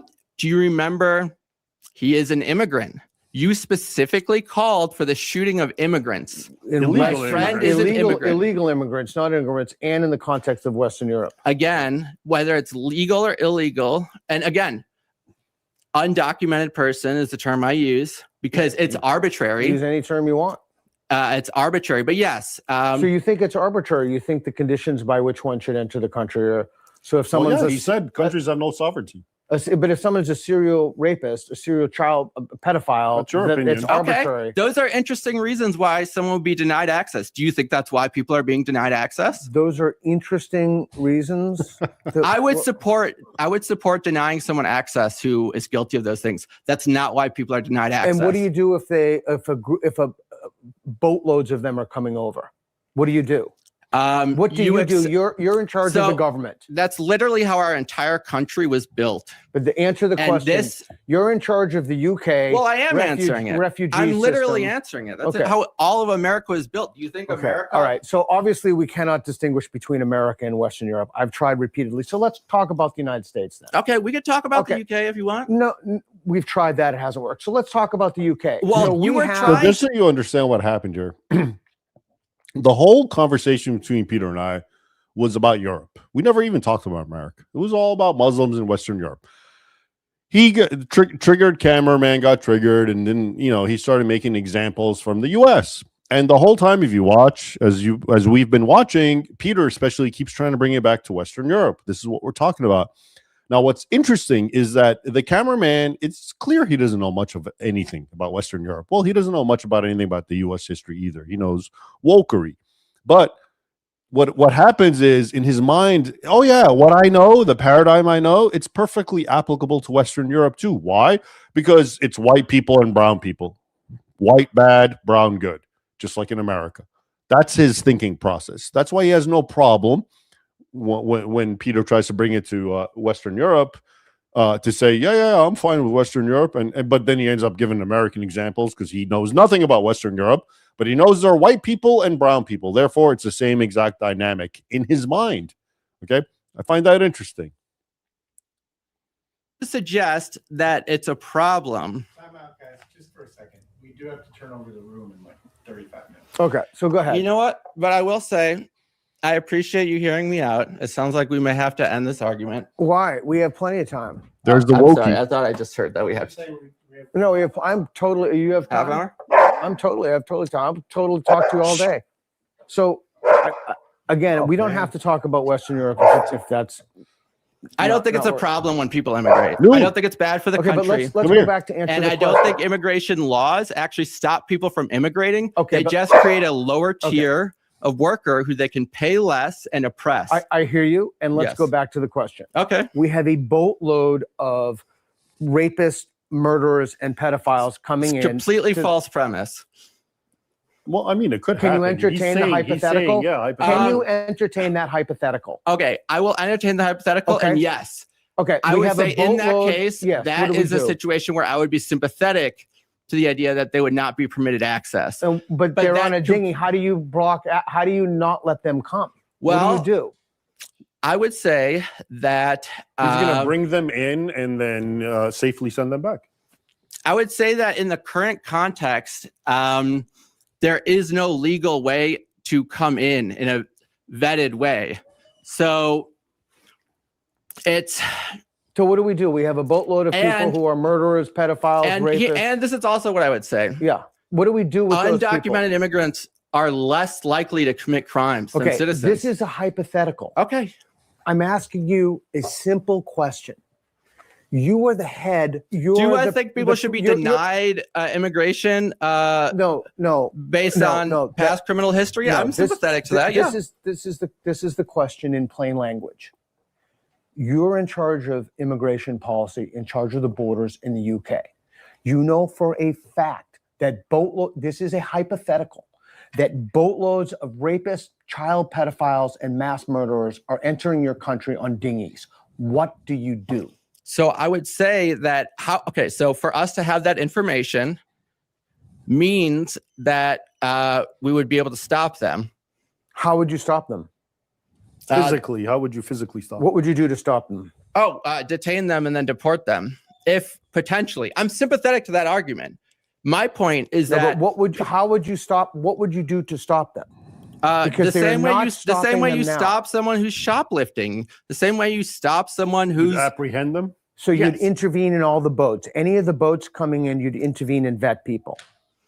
not necessarily. I think immigration is a natural part of life. I think, for example, if they are, for example, the criminals you describe, that we should have evidence against them that they did those crimes. Real quick. See what he said? Immigration is a natural part of life. So who are you to stop people? Okay. So whoever can move in, you have no right to say no. And so the United States, for example, has no right to say no to Mexico. Okay. Let all the Mexicans come in, because who are you to say no? Right. Same thing with Europe. It's not just because Mexicans have a right over American land. You're Muslims. Who are you to say no? Let them come in and take over. Okay. So again, he's espousing, and I find this ironic, a rather survival of the fittest mentality. Okay, which is the sort of mentality that will make sure he's snuffed out like that. And he doesn't get that. He doesn't get that these laws that exist are made more for him than they are for me. Okay, because I can navigate and deal with it. He's snowflake. He can't completely, and yet he's fighting and arguing about it because something about wokery and I feel good about myself and blah blah blah. So anyway, Before we detain them and stop them. Wow. wow. Well, you're going to get exactly the kind of Western Europe that you want. We are already creating it. What is so scary? What is so scary about an immigrant to you? They're less likely to commit crimes. I think you said in the last. Let me answer your question. Well, I'm going to say I want to reduce the crime rate. You just asked me a question. This is what I would say. Did you just ask me a question? I did, and I'm giving context. Well, let me answer okay, your go question. ahead. You said in my last interview with James Klug, did you not? Say that again? Didn't you sit in my last interview with James Klug? Yes. Yeah, and you explicitly heard me say that I'm pro-immigrant, that I'm pro-H-1B visas, that I'm vehemently opposed to illegal immigration, and that it's bewildering to me why people cannot differentiate between illegal immigration and legal immigration. And here's the answer that I was screaming in my head. Obviously, it would have been inappropriate for me to say it. It's very obvious. It's not a hard answer. Okay. The amount of immigrants they allow is so small that it effectively makes all immigration illegal, meaning it's not possible to legally immigrate. Who's they? The governments, these government regulations. What government? All these governments, all Western governments, all the countries we're talking about. My wife was an immigrant. These, like, I'm pretty familiar with the process. It's when someone comes here, quote unquote, illegally, it's not that they were like too lazy or hiding their criminal past. It's because these countries don't allow like many of you. I must opine at this point. I too was shocked when he said my wife, and I don't know if he's he's applying that to a male at this point, right? Who knows? But he definitely came off very homosexual. I mean, you can hear it in his voice. But I just wanted to add my 2 cents because a lot of you guys said that too, and it made me wonder. But hey, maybe he's married to a woman. Good for him. I hope he is. That would be a comfort to him.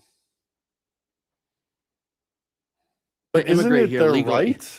Isn't it the nation's right to say, okay, we only want X amount because we don't want, for whatever reason, we don't want our demography to be overwhelmed in 10, 20 years. No, I would say no. That's not I would say right? no. I would say it's not a right. A genuine difference of opinion. And same reason I'm against Jim Crow laws. I'm saying if you're interested in preserving demography, well, that's how people sounded during Jim Crow era. They said, hey, if we allow different races into these... Here's the thing. I think people like you assume that the people who do this are all white. Blacks, browns, and yellows do the same thing. If you told them, hey, we're going to introduce a boatload of whites to the point where you're going to become maybe a minority, blacks, browns, and yellows would resist it even more so. And you think that it's not a racial thing. It's just a human thing. This is our country. We want it our way, our culture, and our people. That's just the world. It's not like a white racial thing. It's definitely a white racial thing. Hey, you have to look at the culture of imperialism. You have to look at the direction. This is an important point, which I didn't even I didn't realize if I said that, but yeah, exactly. So there you go. So here's a point. What a lot of what he's complaining about is it's not that it doesn't happen or isn't real or Europeans don't do this. It's that everyone does it, and usually on a much worse scale, much more savage and violent scale. So it's so hypocritical for him to just, harp on Europe, America, the West, and say blah, blah, blah, whatever. You've heard him, as if, Africa doesn't think the same way. Asia doesn't think the same way. The Islamic world doesn't think the same way. South America doesn't think.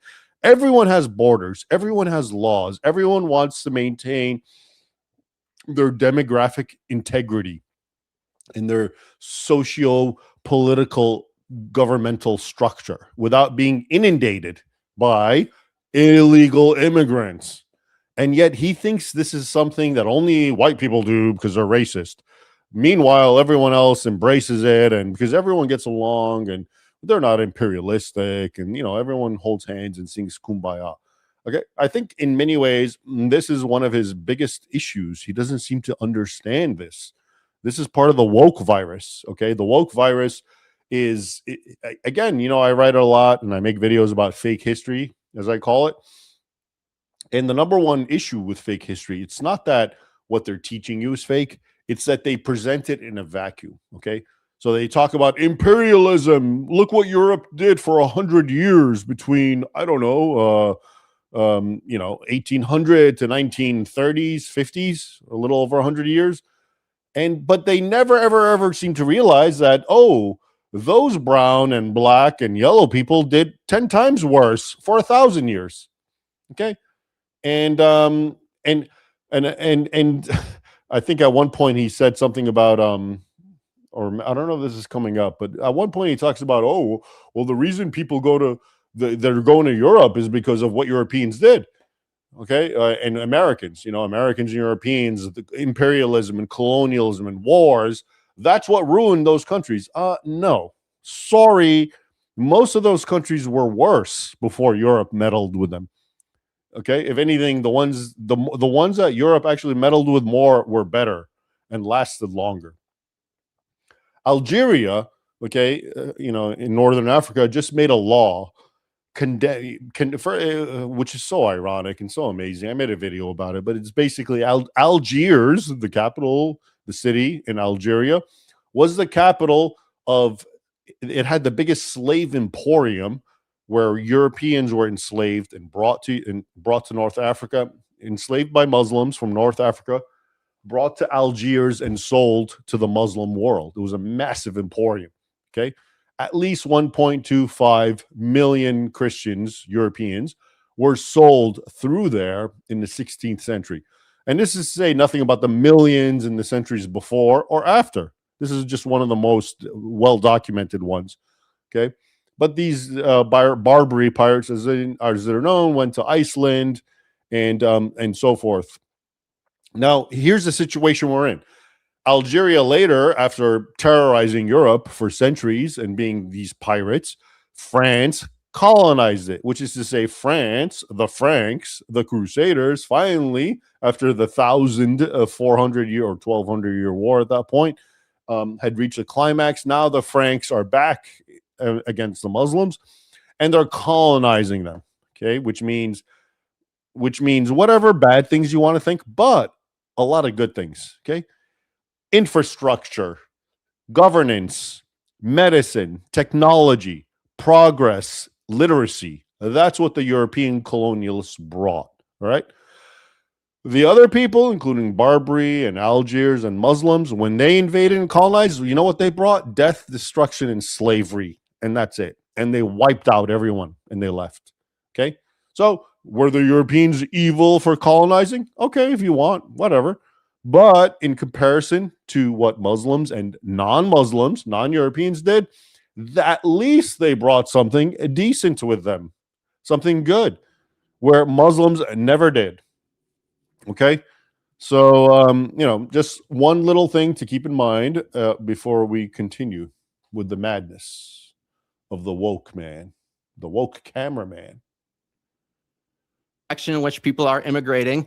So why is it that white people are not refugees to Iraq? Because nobody wants to go to Iraq. And everyone wants to go to white countries because that's where all the goodies are. Oh, and what happened in Iraq to make it so bad and destabilize? But why don't they want? Why doesn't anyone want to go to Somalia and Kenya and Nigeria and Afghanistan and Uzbekistan and Libya? Is that all the U.S.? So did Britain or Europe have anything interesting historically going on in the last few hundred years in the continent of Africa? Oh yeah, it actually brought medicine, science, technology. Okay, so you think colonialism is good, and I think that is such a fundamental difference of opinion. Africans say that. Africans say that we learned all that because before the colonial era, Africans were living basically almost like on a stone level. Well, I think that's a fundamental difference of opinion. Have you read anything that goes contrary to your opinion? All right. let's finalize with this. This is really important. So here we go. Like what I was saying, he's going off about he doesn't like this thesis. You just heard me say it. But think about what he was saying. Okay, the reason immigrants exist in the first place, who are coming to Europe, for example, is because of what America did or what Europe did, the Iraq War. Newsflash, last time I checked, the Muslim migrants in Europe, Iraqis are actually a tiny minority. Most of them are sub-Saharan Africans, Pakistanis, Afghans, Arabs, Iraqis, Syrians, whatever, Libyans, lots of Algerians and Moroccans, especially in France. Okay, so all of those people, their countries failed because of the West. That's the thesis that this guy and a lot of guys think. All right, that's why they belong in Europe, because you guys ruined their wonderful paradise society in North Africa and in Pakistan and India and in sub-Saharan Africa. It was wondrous. It was just beautiful, and it was peaceful, and it was progress and science and technology. And then you guys came, Europeans, and you just destroyed it all, and now you owe it to them. That's kind of what he's trying to say. And he gave you the example of Iraq, okay, the Iraq war. But I just got done telling you, they're actually a tiny minority. Most refugees and migrants in Europe are just all from all over. So I guess, but yeah, I can hear him now. Well, yeah, that's because Europe attacked all those countries. So you see the logic where he's going. He's basically saying that any failed Arab, Muslim, Asian, African, whatever state, it's Europe's fault. This is the quintessential peak of ignorance in history. You have this man has absolutely no idea. This is wokery. This is why I'm telling you this is fascinating for me that I've actually encountered one. I didn't think this exists, but here it is. Okay, this is a guy who has absolutely no idea about reality, but it's been pounded in his head. You know, Europe, white, evil, Christian, bad. Everyone else, saintly. Okay, and now you owe it to them. That's all he knows. And can you blame him? That's all he's seen. That's all America provides him with. The public schools, movies, entertainment. You know, he was bred on this. How can you blame him? Anyway, let's finish this.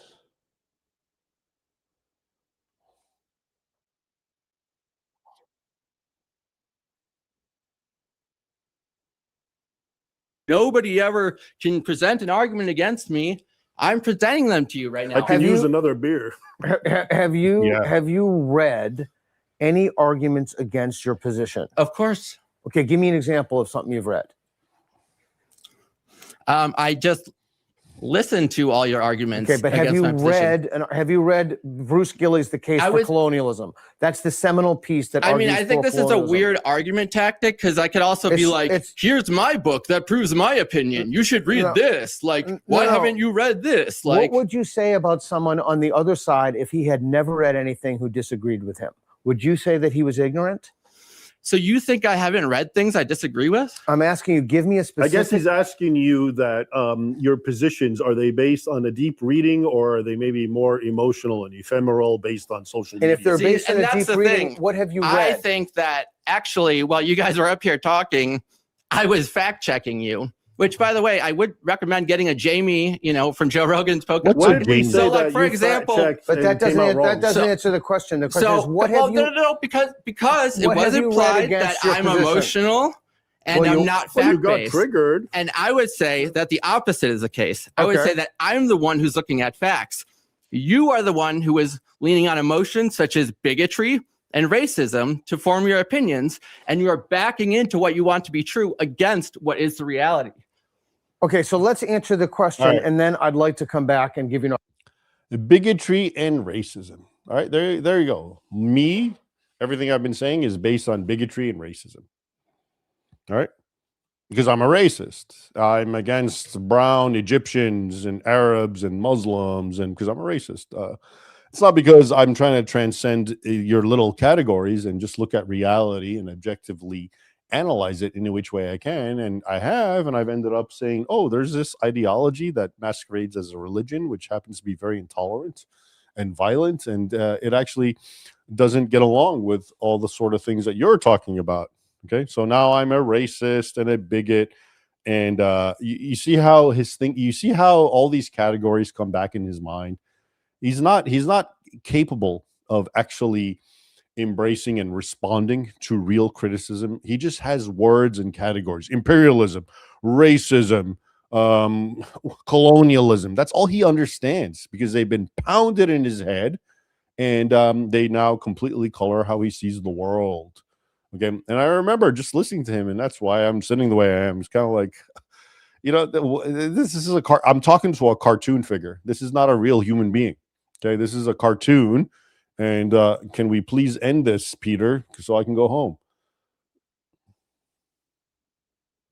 opportunity to address the racism claim. Because I Is think this all, that's, by the way, like going to be on, which is fine I by hope me. so. No, okay. I hope so. No. So So there you have it, by the you way. haven't read anything. There you go. You see, I asked the question, is this even going to be on? Up until then, I didn't even realize this is going to be part of our video. Okay. And he said, I hope so. I'm glad it is. I have no problem with it. I'm just saying that's why I feel now like I need to respond to this, because up until then, I was trying to hold back my tongue, hoping that if I don't talk, this will end and we can move on.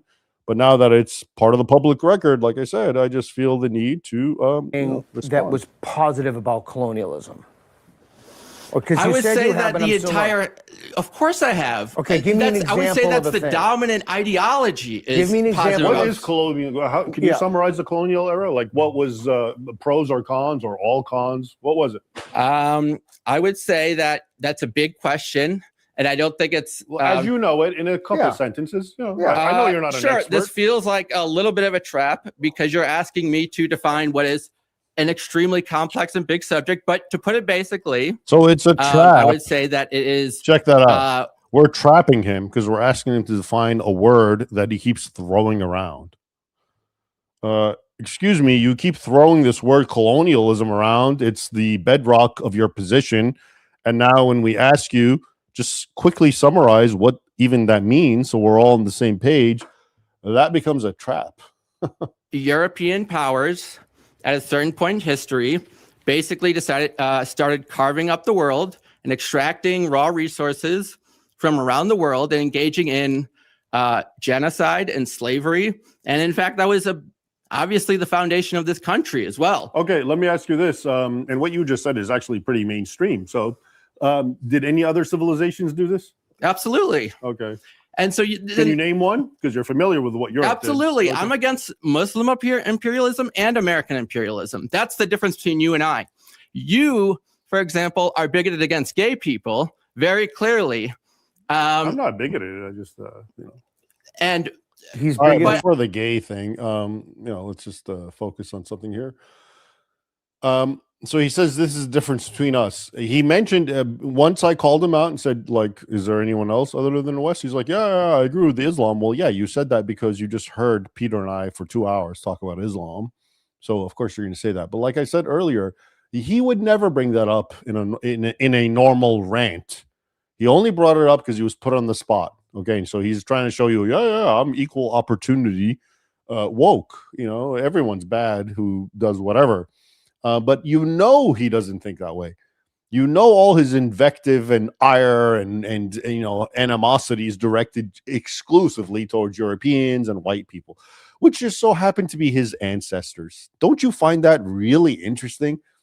Is that organic, or was there like a long, concerted, multi-generational social experiment that's been going on, which is coming to fruition and is now called wokery, right? But so that's just real quick. He says that, and I know he doesn't mean that, because I know if that guy, you unleash him on the public and he talks about wokery, he'll never mention Islam. It'll always be Europe, white people, until someone calls him out and says, hey, well, look what the Mongols did. And he'll be like, well, yeah, I condemn that too, until you go away. And then he goes back to Europe, white people, okay? I think that's really important to be cognizant of that amongst these types. at the same time, you seem to have a chip on your shoulder as if you are superior to the bigotry that also exists in Muslim countries. And I would say that I'm against both forms of bigotry. I'm actually against bigotry. I like where he's going with it, but I'm a little confused. I'm a little confused. Do you think I'm against gay people too? No. I don't know your opinions on it. I would say the way that you answered the question of when you specifically asked about holding hands, same-sex partners, kissing hands, kissing, and also same-sex partners specifically. Yes, I detected that was bigotry. You guys also used the term sissy, which is an anti-gay slur. Is it? Okay. I would say that it is. Yeah, means like a wimpy guy, but that's okay. what I thought. Maybe it's a generational thing. Yeah. But okay, so I'm curious. What did we say that was racist to you? And do you think Islam is a race? I would say that, for example, your belief that that Muslims are somehow taking over Europe when they are a minority that's 5 to 10% of Western Europe and are actually more susceptible to hate crimes than are likely to commit them, I would say that that's a racist opinion because it's not supported by facts. You're using this word racist, Yeah, I'm which curious everyone knows how- has been weaponized. Well, I mean, I'm what does cu- that even mean? well, It's a hold on. racist I mean, thing. it means judging people based on their ethnicity or their race or the color of their Well, in skin. this This has case, been it's a defined. religion. This is We're defined in talking like the about a religion, not a 1950s. race. But wait a second. Maybe is Islam a race? Well, I think race is a complex social construct, and that's the reality. And of course, that's going to be a scary answer, but that's the facts. Okay. Because if you look So at, for Islam could example, be the a way race. May I ask where you were educated? no, I'm just curious. You went to college, clearly. yes, of course, I'm not answering that question. Okay. That's a deeply condescending question. I don't think it's appropriate to what's going on right now. Why is it? Because condescending? I wouldn't ask that to you. Well, Where I'll were tell you I went to educated? Marquette Tell me what University. college I you got went. my doctorate from PSU. I went But- to Fordham. I got my philosophy go to degree. Berkeley? I would say or the somewhere in reality LA? is race is a social construct. For example, in-groups and out-groups are defined at different times for different reasons. So Correct. I'm Irish and Italian. That's correct. At one point, that was not considered to be a white person, That's so to correct. speak. My grandparents were in the same category. Of course. That is correct.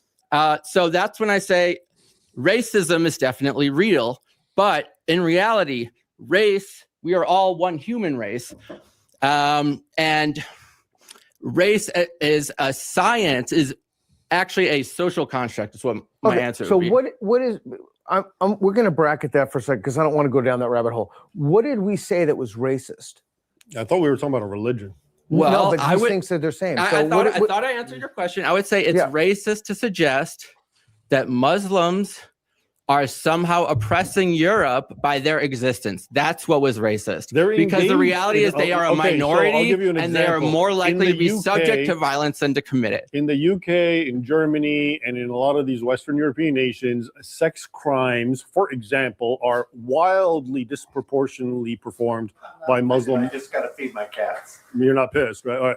Muslim migrants. Okay. This is I gotta documented. feed my cat. Well, guy. let's- do you let's- accept that? Do you accept that? Well, I think we should look at the sources because something interesting happened If you do earlier the in sources this thing, then I can conversation. do the same thing. You know, Well- I can say your sources are all made up. Well, that's what happened earlier in this conversation is that you made a pretty outrageous Which one? claim about churches being attacked. And you went on the internet and you didn't find it. And I also told you, And when him, you were called to task about to present that source, you basically said what people say when they don't have a source. no, I said or you I'll go said- on my computer. I have the old links, but if you do a Google search, you won't find it, is what I said.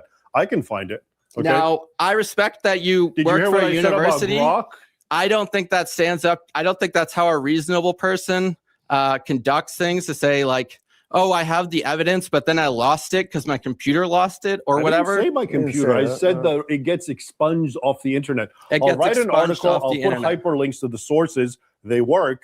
3 years later, all those sources are gone. Okay. Yeah. So I just want to go back to the Clint because All right. So just to clarify what's going on there, earlier on, Peter and I were talking about the phenomena of Muslims persecuting Christians, both in the Islamic world and in Europe. And I gave all kinds of statistics and numbers, and I said basically, he's probably reacting to that. At one point, I said basically in France, which has the highest Muslim population, something like 2 churches are desecrated or attacked every day, every single day. Okay, most of them are Muslims, migrants. So he's basically challenging me on that. In the same video, by the way, just so you understand what he heard, I explained that I've been collating these reports. I've been writing reports. The subtitle is Muslim Persecution of Christians every single month since 2011. I think June or July 2011. Every single month till now. Okay, so we're talking about 24 years, 25 years. Okay. And each one of those is like 4,000 words. Multiply that by 12 for 1 year, and then multiply that by, what did we say, 14, 15 years? Okay, so we have a huge corpus of information about Muslims persecuting Christians, and we were talking about that. And here he is saying, oh, because I think at one point I was talking about how there's also a war on this information, because I'll write about these things and they'll be available. And then many years later, I'll go to my articles, because they've been there for many years, over a decade, and I'll click on all the hyperlinks where I got my information, well-known websites, and all of a sudden they're gone. Okay. I don't know if that's a conspiracy. I don't know if that's an internet thing or what. Okay. But that's what I was saying.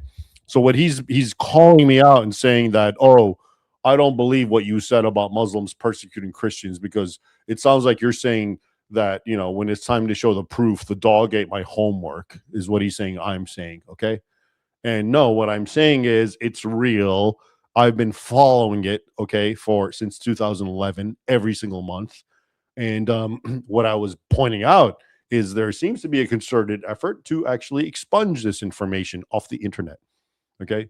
So people like him can continue being people like him, wokes. Okay. And that's what he didn't seem to get. So just a little bit of clarity and context as to what we were talking about right there. Let me continue.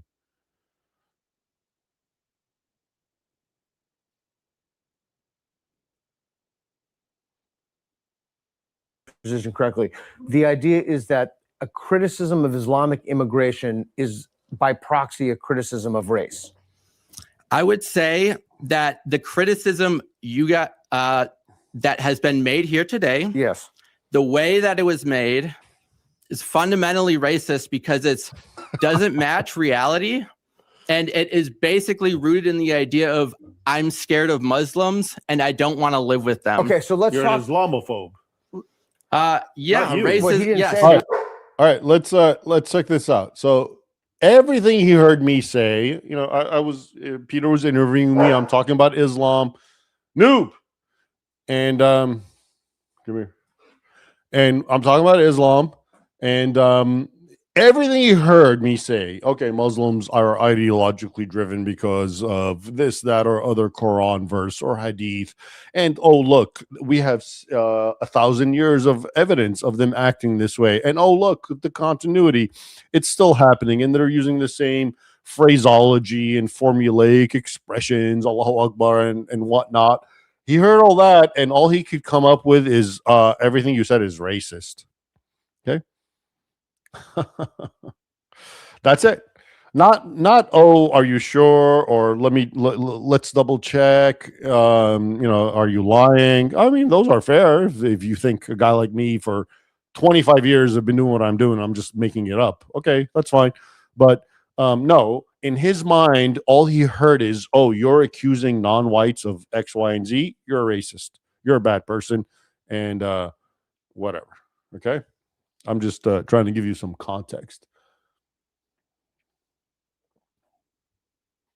Well, but we are, Yeah, or we're you Islamophobe. are Yeah, in yeah, particular, you are.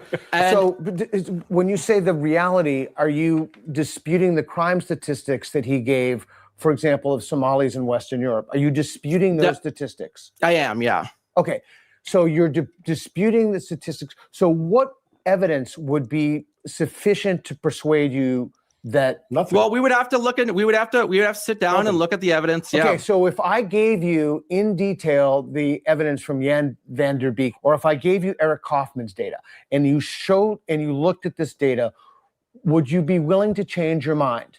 Well, and then I think, first of all, yes or no? It's just yes It's or a no. hypothetical. well, yes, I Let's know say you you like saw to it. ask yes or no questions. Well, you asked me because that it question. doesn't allow me to unpack the implications. We don't have time. Within your Why don't you question. ask me the And so me the question? Excuse Ask me, the I very am question answering I your asked you. question. Your question Excuse me? is, He sounds like a would that Karen. change my mind about immigration? And then what I would say is, No, that's not what the question okay, was. what was the question? The question is, would it change your mind that you said you accused Raymond in particular of not operating in reality about the crime statistics? If I showed you those statistics about taking from the Treasury and incarceration rates, would you be willing to change your mind? About, would I be willing Exactly what I just said about certain about groups. these arguments being racist? No. I gave the example that Muslim migrants in these various European countries are wildly disproportionate in their sexual assaults. It's something That's like not- out of every that's 10, 8 of them Okay. Not are. the evidence I've seen. Okay, But he so- said if you did but see this it, is a hypothetical. Okay. So if I would- hypothetically, Yes. if you were right, you would be right. And hypothetically, if I was right, I would be right. That's how that works. Okay. When you entertain a hypothetical, Mhm. you accept by fiat the condition of the argument. So hypothetically, if I gave you data by, I only know two off the top of my head, Eric Kaufman, and I can't pronounce the guy's name, it's a complicated name. But I've read both of their reports. But if you had that and you say, wow, there is something, there's a there. Would you be willing to change your mind He about wouldn't. the He belief? would never About- accept it but I wanna- because he'd well, be yes or convinced no? it's a lie. But you need to clarify. Would I be able to change my mind about? About do we have to go? Are you coming to get us out? We have to leave. 7. I'm sorry if you had a loss. Yes, that is why I walked out when you described. It's around. Oh, I'm sorry. I'm sorry. That is why I walked out when you described brutally killing someone. That is. Talk about some of that. Well, all right. Anyway, thank you for the conversation. Like, you- And thank you for talking. Thank you for giving your Hey, and objections. you know what? I'm And I wanted to always say willing to this. have a conversation. I wanted to say this. I do appreciate you talking with me, and I want to say that to you as well. I know we disagree, Yeah. and I do think that we both hurt each other, and I do respect both of you, and I hope some of that respect goes towards me as well. I mean, I certainly, I think conversation is the essence of this whole thing. Absolutely. So, and I appreciate you hearing me out. Sure, of course. So, and I appreciate Well, both of you thanks as for well. coming on, man. Thanks. Appreciate it. Thanks. Yep.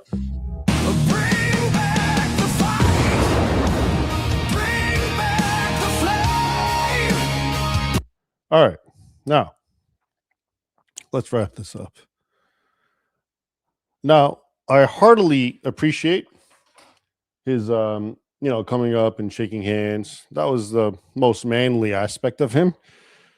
But the point about us hurting each other, that was kind of offensive because he didn't hurt me, and it's kind of offensive to even think. I hate that kind of language, and I hope I didn't hurt him, but I guess I did, and Peter hurt him. It's like, what are you talking about, man? Do you not know what hurt is? What real hurt is? Have you no conception of what it means to be hurt? You think this is hurt, that I'm speaking words that offend you and you're triggered and you ran off or whatever? I mean, I don't know. So now you've heard it all, and I've given you a little bit of my take of all this wokery. But and like I said, I wouldn't want anyone to think that I'm picking on the cameraman without giving him a chance to respond. I'm making this video, like I said, because even at the time, I think you saw it. It was clear to me. I didn't. At first, I thought like maybe this is going to be part of it, but then they continued talking. I thought that was not part of it, and I was just trying to be quiet so it could end and we could move on. But it didn't. So now I made this video to give you my thoughts, my 2 cents, because I was rather flabbergasted at the whole thing. It was outrageous to me. Okay. And, and again, maybe it's a generational thing, because think about it. This guy was hired, him and the other guy were hired to just videotape. Okay. And you couldn't control yourself. Really? I mean, I get it. You can go to work and you don't like what you're hearing. I get all that. But to the point that you have to actually cause a scene, because that's what happened. He stormed out. He caused a scene. All right. I find that really hard to get my head around. It's a generational thing. I'm Gen X. I don't get that kind of thing where like I have to let you know that I'm offended, even though you're paying me. It wasn't me, by the way. This is all Peter's setup. Okay, so I don't know him. But that is even a thing that's the current generation. That's how they think. You're hired to do a job, but hey, let me get into a hissy fit and run off because you made sounds that uttered out of your mouth and they offend me and I can't handle it. I mean, that's where we're at, folks. Okay, and then they wonder why I've become Denethor. I'm not Denethor, but you know what I mean. That I'm dismal about the whole thing. Hang on, the dog. So, what can I tell you? It is what it is. Now, actually, let's go back to the last stream, the Denethor accusations and all that. Because this is what I mean by it's all interrelated. If you recall, this whole live stream has been trying to respond or to assess or look at Mr. Woke Cameraman, what he had to say. But before that, I gave you a little kind of like I spoke about the last live stream, which had nothing to do with this. It was about how bad the situation is in Europe, and you know, it's worse than you think. And people thought I was black pilling, denathoring, and you know, telling them just die, fall down, just become Muslim, convert. Okay. And in the beginning of this video, what did I tell you? I said, no, that's not what I'm doing. What I'm trying to do is underscore how bad the situation is, because how are you going to respond unless you know how bad it is, right? And so I want you to know how bad it is, not because, and as I told you, I'm the kind of guy, hey, tell me how bad it is, not because I'm going to buckle, but because, okay, it's a challenge now, time to gird my loins. Let's do this thing, right? And that's what I expect out of you. So don't buckle, don't be scared, don't freak out. I'm trying to get you to understand what you're facing is not an easy task. It can be one. You can do it. I'm not arguing that. But it's you're not going to win with the current mentality, which is, oh, I need to just vote for that guy. Or, oh, I need to do this. And, oh, it's only 5-10%. Big deal. Okay. No, you need to get serious here. Right. And that's what I'm trying to tell you. But our woke cameraman, is he not in many ways just the ultimate exemplification of what I'm talking about? Right? This is what you got to deal with. Right? Are you not a democracy? The West? You are, right? And if you're going to do anything, including let's say stop Islam in Europe, right? Well, you have a democratic background, which means what your fellow countrymen think matters. And guess what? They are being bred into becoming this. What you just saw, what was so strange and bizarre to me and exciting to see, which was my first woke encounter, not me being woke, but my encounter with a woke person who actually also engaged in triggering. That was exciting. I actually saw these words, which I hear, I saw it happen in real life. That's kind of cool, right? But that kind of person is being born and bred in your countries 24/7. They are the majority. And if they're not today, they will be tomorrow. All right. Which means the system, that poor soul, the cameraman. All right. By the way, to be clear, I don't dislike the cameraman. I don't hate him. I don't wish him ill or anything like that. Okay. But if anything, he's good because he really exemplifies a very important topic that we need to be talking about, which we are, okay, and which is wokery. But you know how he came about? Through your system. It wasn't because Muslims made him or because any foreign government. It was America made this man. The public schools made this man. Everything he saw on television created him and put these ideas in head. Your system. Okay. And so my question to you is, what are you going to do about that? You're talking about, I'm going to stop Islam. I'm going to stop migration. I'm going to do this. I'm going to do that. Meanwhile, your system, let's say your public education, which supposedly represents you, the people, is creating that en masse. The majority. And every year and every generation that passes, there's more of that. Much, much more.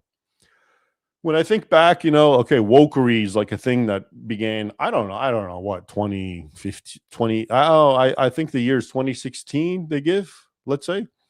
But I remember in the late 90s, no one called anyone woke and no one was that insane. But there were aspects of this, you see? So it keeps growing and growing and growing. And meanwhile, no one's talking about that.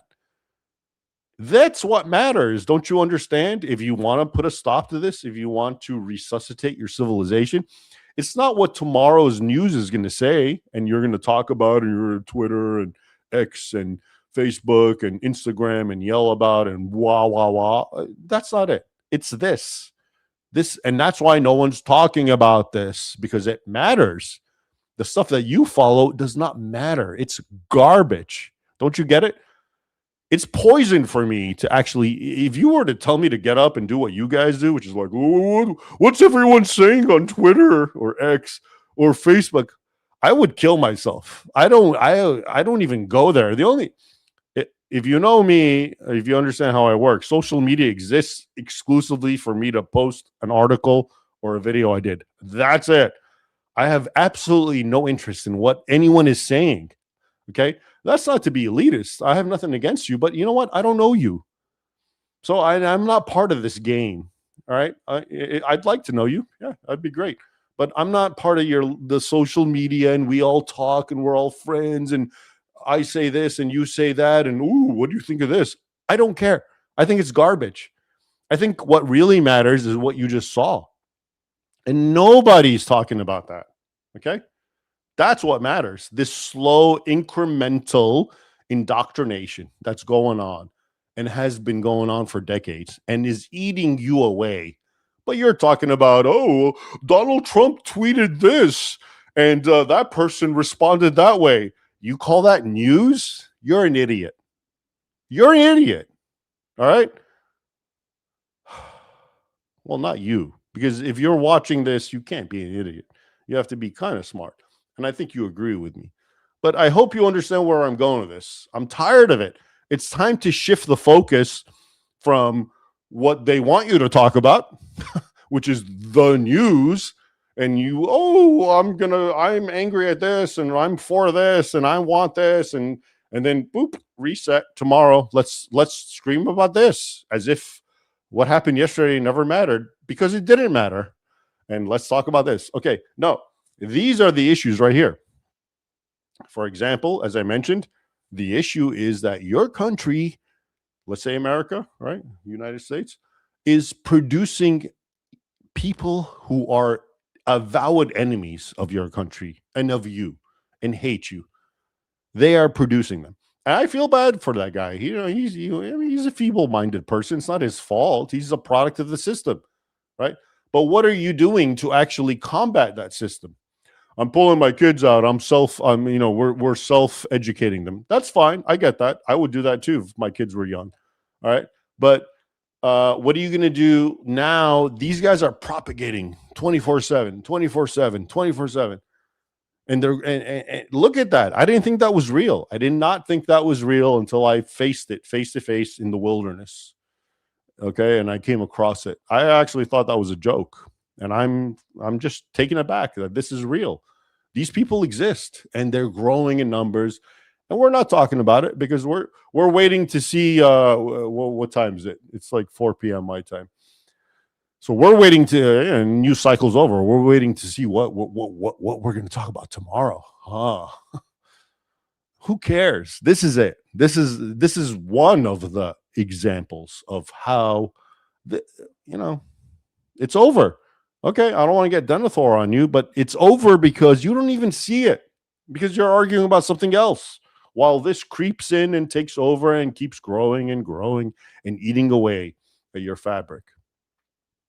Is this Denethor black pilling? I'm telling you, go kill yourself? No. Like I said, I'm telling you, gird your loins. This is a long battle. This is a serious thing. You're deep in the woods. Okay. And it's not easy to come out. Can you come out? Yeah. Oh, I'm confident you can come out, but it's not going to be an easy fix. It's not going to be, oh, I can keep living my own way of life. And, I'm going to vote for this guy and it'll be fixed tomorrow. How's that been working for you the last 30 years? All right. Again, continuity. Think big, stick back, stay back, move back, zoom out, and look at what's been going on.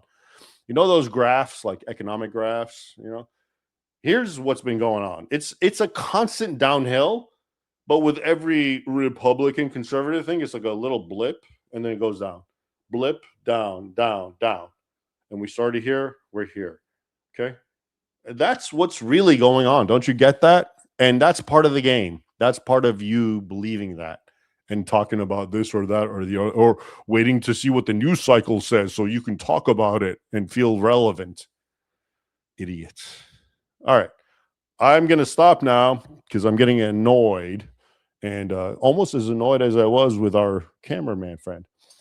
However, as I said in the beginning, Mr. Cameraman, I will not have you think that I ran this live stream to, attack you and not give you a chance. Therefore, anytime the cameraman wants to engage me publicly, I will give him this platform. We'll do another video, okay? If he really wants to, which I don't think he would, but if he wants, I'm down. All right. But now, let us look at what you have to say.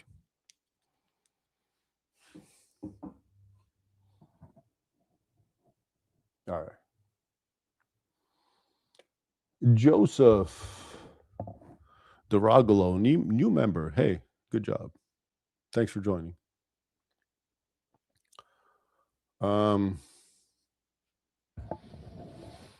I can't see anymore, man. I'm going blind, so help me out here. Read this. It debunks rigged study that illegals comment less crime, that the left always claims CIS. Oh, good. Yeah. This guy actually sent a link, which I did look at. I saw this earlier, and it's basically a link that, you know what he said, woke cameraman? At one point, he was like, oh, it's a lie. Illegals don't commit more crimes.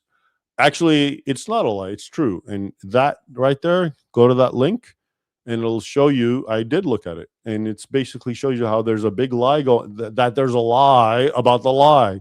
And long story short, yes, illegals do commit more crime, but there's a lie nowadays saying that no, they don't, because of everything else we're talking about. Lies destroy lives.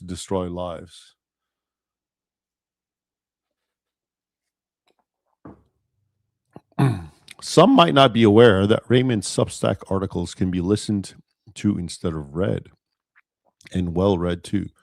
Thanks for the 5 1-month free subscriptions. I was able to give 3 of them away. Well, thanks, Lives Destroy Lives. Substack is something that I'm just now starting, and I hope everyone, thanks, Lives Destroy Lives, for bringing it up, because I hope everyone goes there and subscribes. Before the YouTube phenomenon, I've only been doing YouTube for a little over a year. I was more of a writer for 20 years. So if you really want my deep stuff, it's the writing. Please go to my Substack, and if you're so inclined, subscribe. Lies destroy lives. Raymond, perhaps you should have 2 or 3 questions especially prepared for woke people.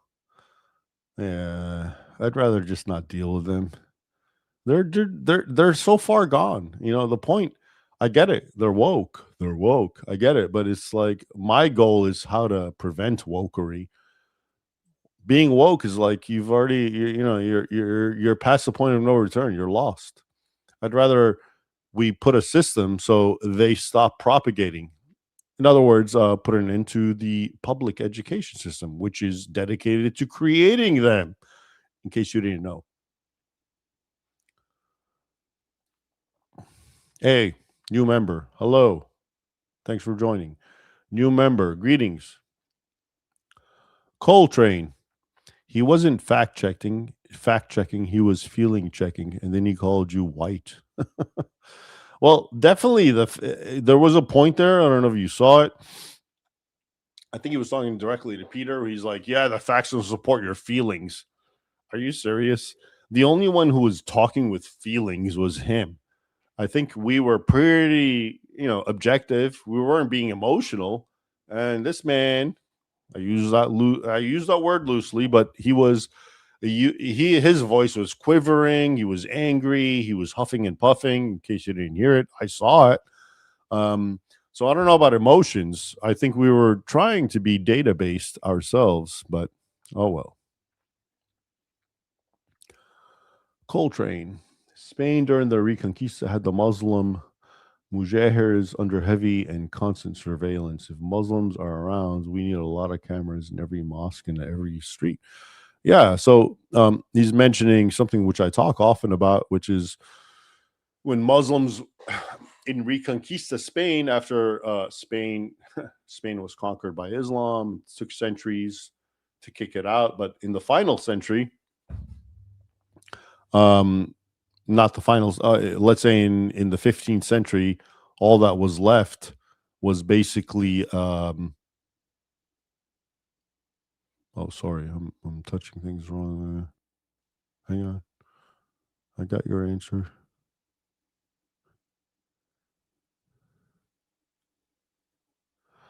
So basically, what he was saying, the Spain analogy, is that what happened is Muslims, after being conquered and after having invaded and then being conquered, were given various choices, including you can leave, go back to North Africa, whence you came, or you can become a Christian, or you can live as subdued citizen, the way Muslims had forced Christians to live for centuries.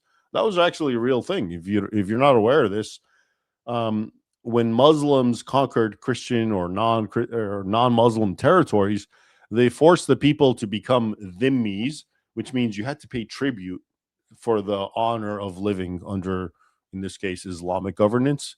And you're still a second-class citizen, so it's not like we're going to treat you equal, but we'll let you exist. But you're second class, and if you get in the way, we'll attack you and hurt you. But you're a second-class citizen. We'll let you live. We're not going to annihilate you the way we did for, let's say, Hindus, millions of which were killed over the years because they're not people of the book. So in Spain, actually, many people don't know this, but that's what the Spaniards did. They actually shifted the tables on the Muslims once they reconquered regions. And they said, here's a taste of your own medicine. You made us for centuries as Christians live in our own homeland by paying extra tribute and being second-class citizens. So it was actually the same situation was extended to Muslims, which is, okay, you want to be Muslim, you can, but you got to pay tribute and you got to live as a second-class citizen. But what's funny is Muslims didn't do that. They all embraced Christianity. And then Christians later found out it was a lie, that they were faking it, that they were actually still Muslims in their heart and working towards jihad and working towards a sort of subterfuge and overtaking Spain. So I think what Coltrane is saying, what he's bringing it up for a good reason, because there's, in as much as you want to be merciful and humanitarian towards all people, there is this element that you need to be cognizant of, unless you want to become naive and stupid, like the cameraman, who is naive and stupid. It's not, I mean, on the one hand, we can say it's not his fault. The system creates this. On the other hand, in the real world, he is naive and stupid. He really is. It's not his fault. Okay. But the two can exist at the same time.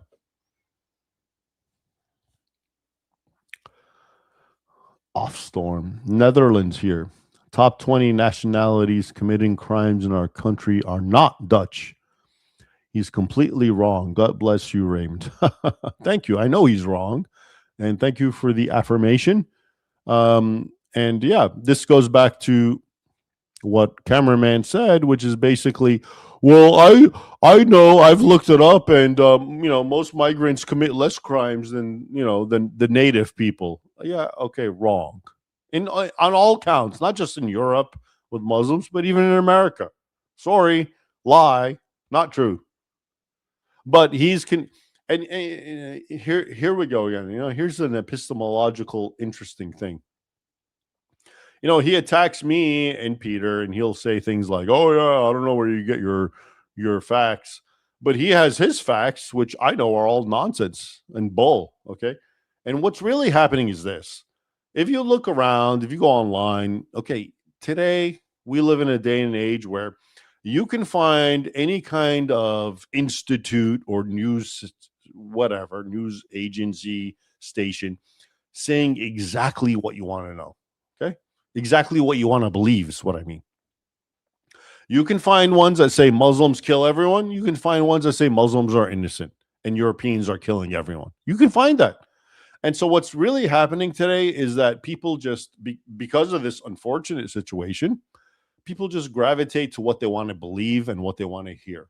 Okay. So I think what he was doing and what he was hearing, he doesn't want to accept that, Muslims or brown people in his mind ever do anything bad. So in his mind, He's convinced, oh, you're lying. Your sources are wrong because I saw my sources. Well, guess what? There's sources to confirm anything anyone wants to believe out there. You just have to have enough skill to be able to navigate through the lies and find out where the truth is. And oftentimes the truth, why it's easy to find, is because it's actually consistent and it goes way, way, way back. So when I talk about Christians being persecuted, I'm not talking about something that just some news that happened 3 days ago. I'm talking about something that's been going on for millennia, literally, and under Islam for almost 2 millennium. All right, 1.5, literally. Okay, so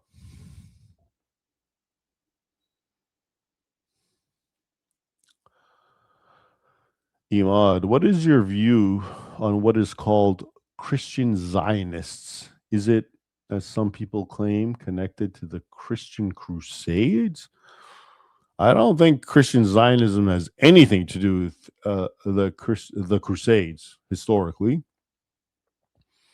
Christian Zionism, let's be honest, is a very new idea. A lot of people seem to think it's the default thing. Christian Zionism, it came about maybe like it's connected to the Schofield Bible, I believe, which comes about. It's some guy, Schofield, and then this guy, Darby, popularized it. But anyway, 1800s, there was a Bible which decided not only is it going to put the Bible, it's actually going to interpret it for you, which was pretty new. Nobody did that. The Bible used to be the words of the Bible, but this one told you exactly what every verse you read means. And it decided to say that it gave you the Zionist impression. Right? Sorry, that didn't exist for the first, 1800 years of Christianity. If you want to believe it, you can believe it. Okay. But I find it interesting because I hear a lot of the Schofield Zionist Christians attacking mainstream, normal, Orthodox, Catholic, Orthodox, and Protestant Christians as being heretics. If you want to be objective, the Schofield rendition is maybe not even 10% of 1% of all Christians. So the majority of Christians did not accept that sort of thing. I'm all for supporting Israel politically, secularly, but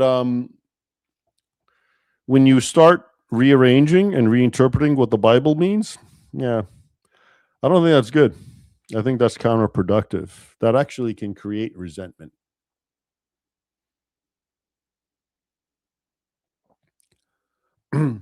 The wokeness was strong with the woke one. Wishing you blessed great Lent. All right. Thank you, Vadmin Zarkov. The wokeness was with the strong one. Sardinian conservative. Love Mr. Bogosian. You miss James Lindsay and Helen Plucknose to have the trifecta. Hopefully Michael O'Falcon will include you on his conferences. Yeah, sounds good. Gemini. Unfortunately, we have very myopic education in the West. The cameraman probably doesn't know that i.e. Saudi Arabia literally has Muslim-only cities. Yep, that's really a strong point. That's what I'm trying to point out to you. Myopia is a serious thing. It's the inability to see the long picture. I see the long picture. When I talk about civilizations and history and countries and peoples, I always have a long image, that goes back over a millennium. And it helps me understand what's happening today. But people today don't have that. And intentionally so. You're not allowed to have that. Because if you had that, you might be able to make sense of what's happening today. That's why it's been expunged. Okay. A lot of people think history, it's not important. Whatever. We'll figure it out. We're progressive. No, there's a war in history. They don't want you to know the truth. They don't want you to know what happened. Because if you do, you might connect the dots and understand what's happening today. They want a tabula rasa. They want a clean slate. Okay. And for you to just think, oh yeah, whatever. It was all misunderstanding and racism. And now we're going to fix it. Okay. Good luck with that.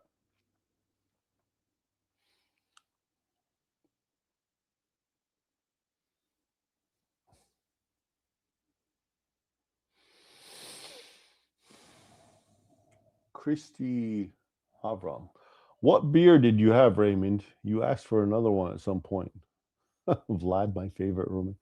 I don't know, but I had a couple of beers. I think I had a couple before those 2 beers.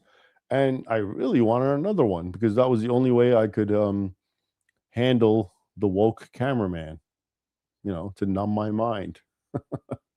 But I don't remember the exact brand. But thanks for asking. Lies destroy lives. The punishment for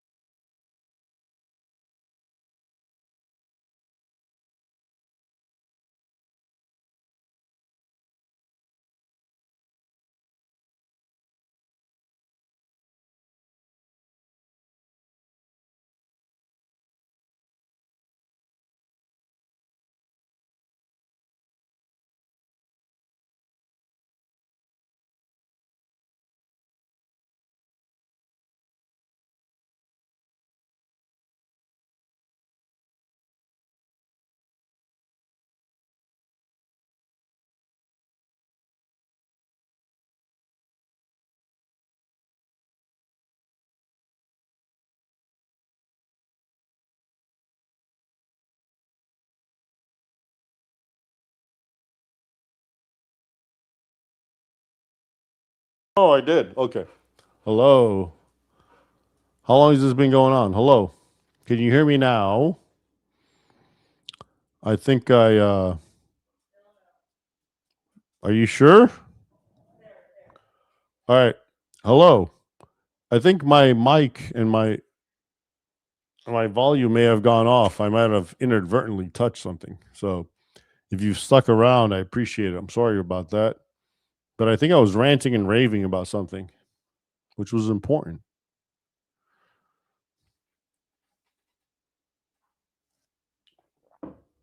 So to recapitulate, I'm sorry. I think I might have touched something.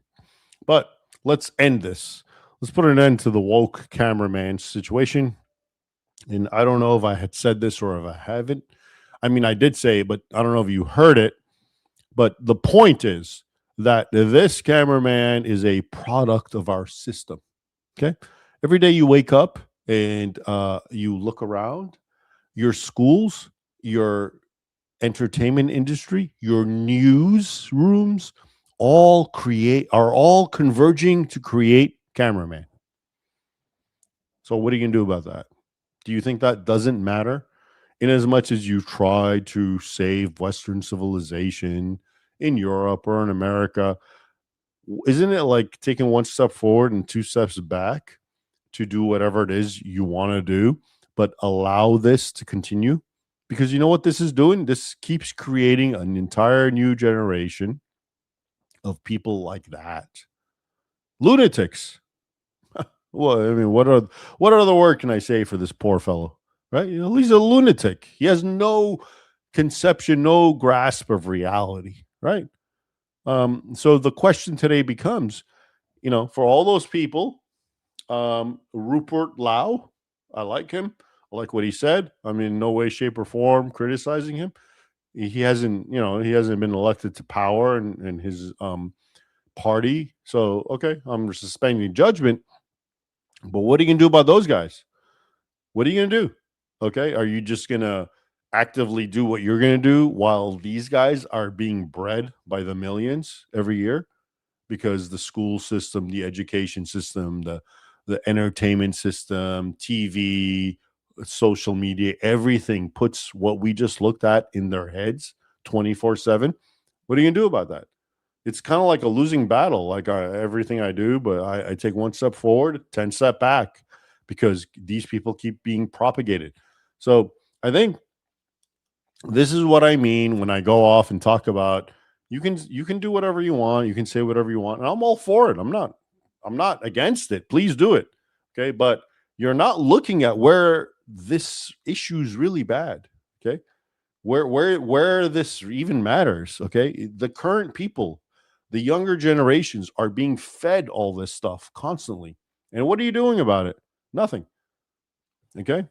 And again, you know, people are going to be, well, what are you doing about it? Well, I'm saying what I'm saying. I'm doing something. Okay. At least I'm speaking the truth. Right. You know, I can only do what I can do. I already told you, I don't want to deal with people and all that.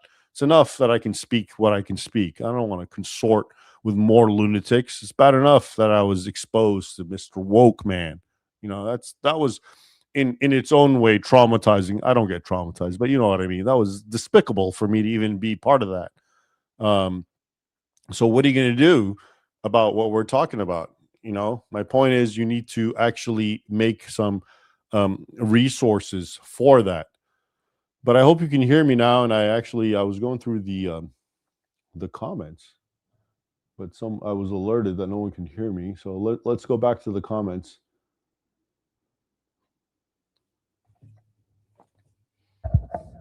Lives destroy lives. The punishment for deleting someone because you don't like their views about politics or religion must be far more severe if we are going to deter those who are willing to be deleted for their evil ideology. Yeah, and that's what I'm saying. You know, what Cameraman was saying is killing Charlie Kirk is the same as shooting an invader coming into your country. I mean, stop for a moment, try to like wrap your head around what he's saying. He can't make that distinction. It's two humans and two people shooting, and it's the same. No, it's not the same. Okay. In the first case, you have two humans who are equal humans who have the same rights in the same country, and one murdered the other one because of the words he spoke. In the other one, you have a nation with boundaries, and you're not supposed to break in. Because if you do, you're a criminal. And people say, oh, screw you. I'm going to break in anyway because I want to do what I want to do. And then you get hurt or killed. Sorry, that's not the same thing. But for Mr. Wokery, it is the same thing. You see how their brain has been so utterly compromised?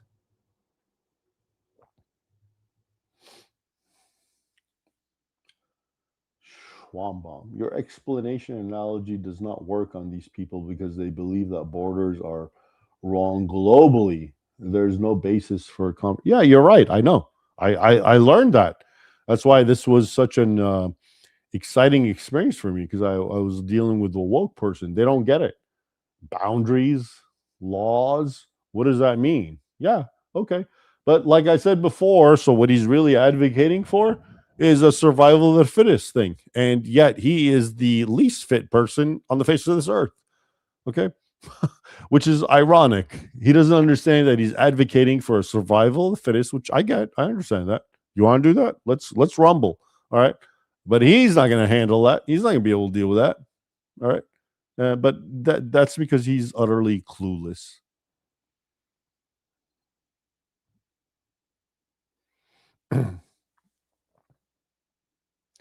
Rogue Disciple, when asked if Islam is a race, he goes into this nonsensical tangent about how race isn't real and that Irish and Italians weren't considered white at one point, completely confusing two separate categories. Yeah, evasion. Yeah, exactly. I know.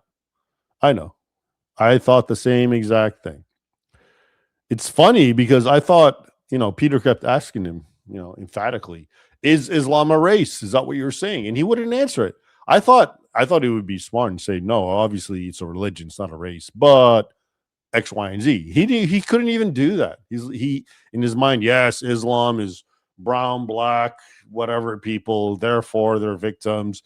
And I can't even say that, no, that Islam's an ideology. He couldn't even do that, even though it is obviously. Okay, there's white Muslims, believe it or not. Man, I'm sick of this.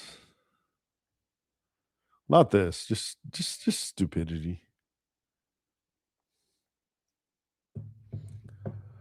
All right, the Great Falafel. Nice name. Why do Muslims pray at strategic locations like Times Square, White House, etc.? Do you think they are marking? Maybe they are not praying, but praying. Well, maybe you're referring to what I saw, which is especially in New York. There's a lot of Muslims who are having their, end this Ramadan, and they're being jubilant because a Muslim mayor won, and Muslims are cohesive. Muslims are normal. They're part of a tribe, and they're winning. And the dumb kafir doesn't get it, and he's sitting around complaining about this, that, or whatever the news wants him to complain about, while they're making headway and taking over New York and throwing themselves on the floor, praying to Allah, and everyone's looking at it. Cameraman's looking at it and saying, "Wow, this is nice. This is multicultural." Okay, ah, what can I tell you? What more can be said at this point, other than what? Deal with it.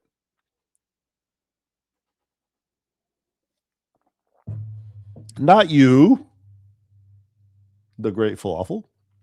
I get what you're saying. I'm on your side. I'm just saying, at what point are you going to realize that, your countrymen want to die?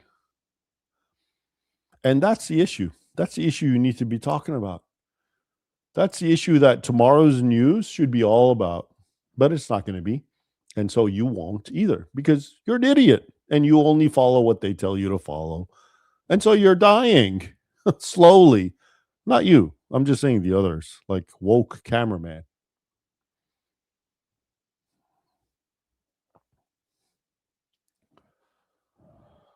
Sardinian conservative. It's Mediterranean, and we all share the same ancestry, whether one's Coptic, Jewish, Basque, Assyrian, Kabyle, Sardinian. Oh, he's talking about the race thing. Yeah, I've heard that too. Mediterranean's like a race and whatever. And yeah. That's fine by me. I think I was just, when someone says you're white, in my mind, white means something, not just an anthropological category. It means a specific kind of white. Okay. I mean, come on, honestly, how many people, when they hear the word, oh, if I were to tell you, oh, that guy's white, and then I introduce to you a Syrian, which is pretty white, I mean, yeah, you might think twice, like, oh, that's not what I expected. What if I introduced an Egyptian? What if I introduced I don't know, Saudi? They're Caucasian too, according to this. So I don't know. That's why my point is, I just plainly say I'm Egyptian, which is, according to most connotations, not white, right? I sympathize with white people. I feel bad for them, seeing how they're committing suicide and all that. But yeah, and it's probably because I'm not white that I see this. If I was, I'd be like you and eagerly trying to destroy myself, because I'd be drinking from the same Kool-Aid. So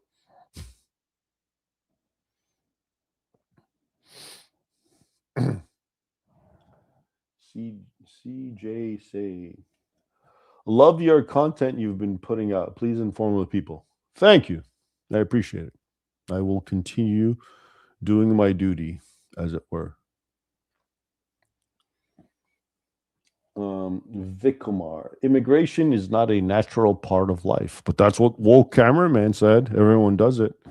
Are you a racist? Immigration is only required when an unnatural imbalance occurs in your natural life, which then requires you to relocate for survival. I agree, but at the same time, I'm thinking the country that you want to relocate to, can't they say, too bad, your imbalance happened, die? I know that's cold, but I want to get to the heart of this. Like, where's sovereignty? Who rules where?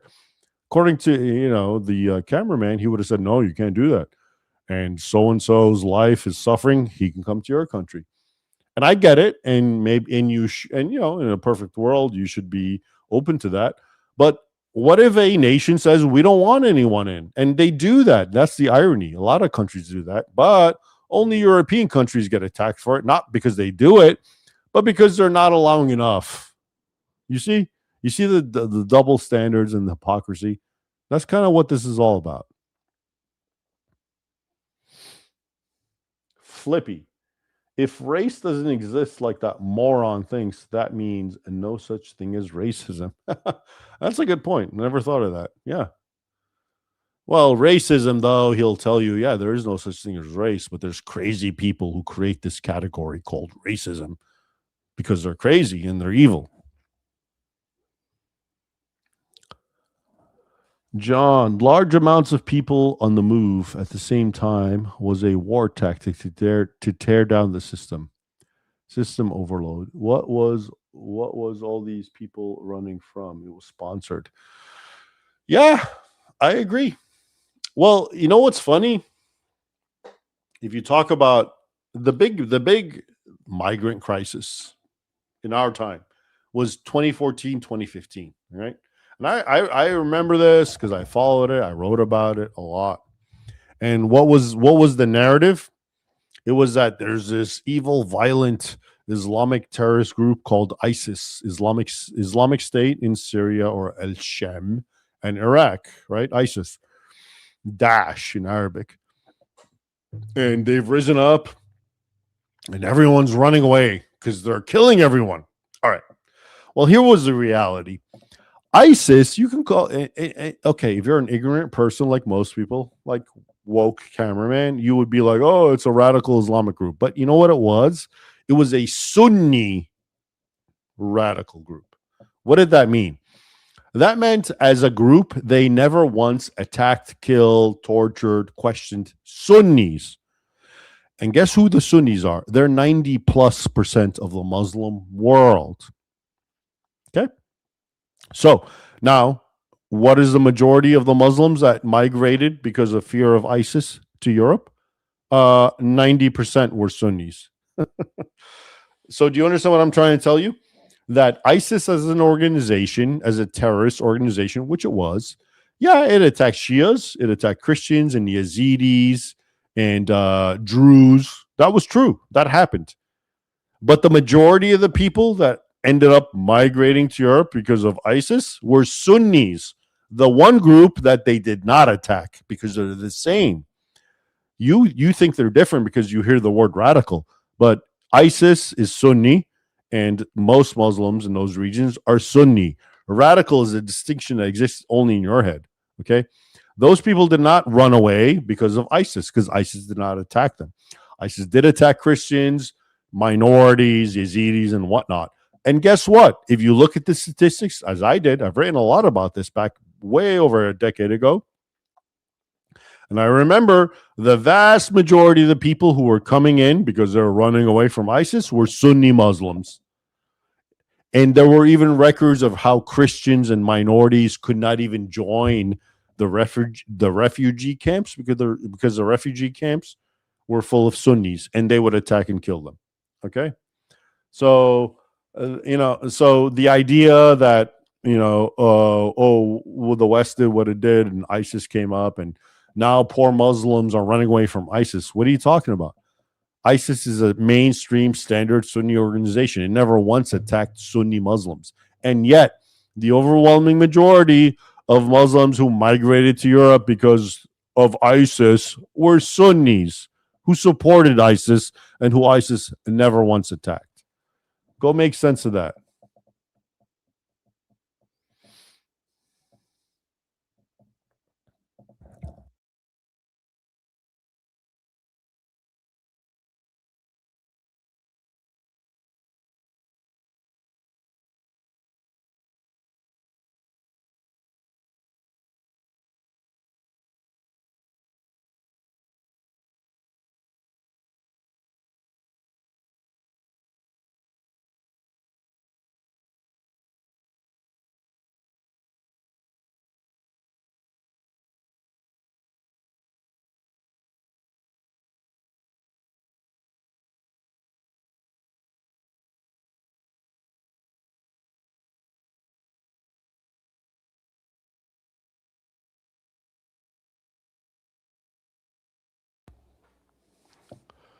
I guess maybe you didn't hear me, so let me try again. Amazed you sat through that without laughing. I was laughing internally. I was actually quite disgusted and annoyed. That's what was going on. But I thought, you know what I thought? This is some internal conversation with Peter Bogosian and this fellow. And that's why you can see me kind of like, just let's end this, bro. So we can finish up our conversation. I can go home. All right. And, but we have a nice documentary evidence of a woke. This is great to me. Like I told you, I didn't really believe these things existed in the real world. I thought they were like make believe, hyperbolic parodies, making fun of crazy liberal people. But look, they exist, and that's what I'm trying to tell you right now. That's the issue. That's the problem. That's what you got to be worried about. These are growing in numbers constantly, and when these wokes are the majority and you're the minority, you think they're going to want to have a debate with you? Oh my. How late the hour is. All right. There I go being Denethor again, huh? All right. Nice. I'm not going to pronounce that. It looks obscene, but are you familiar with the state of the tomb of St. Barnabas in northern Cyprus? It is currently gifted status of a museum. Well, I know northern Cyprus, where Barnabas and I think Lazarus, right? Lazarus.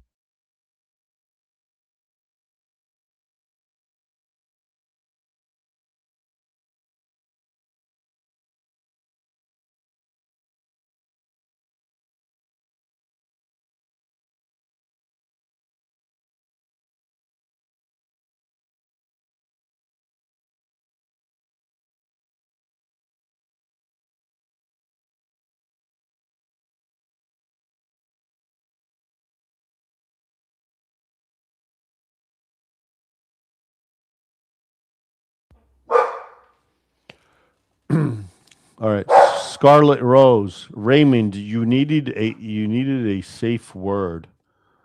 A safe word. Yeah, probably.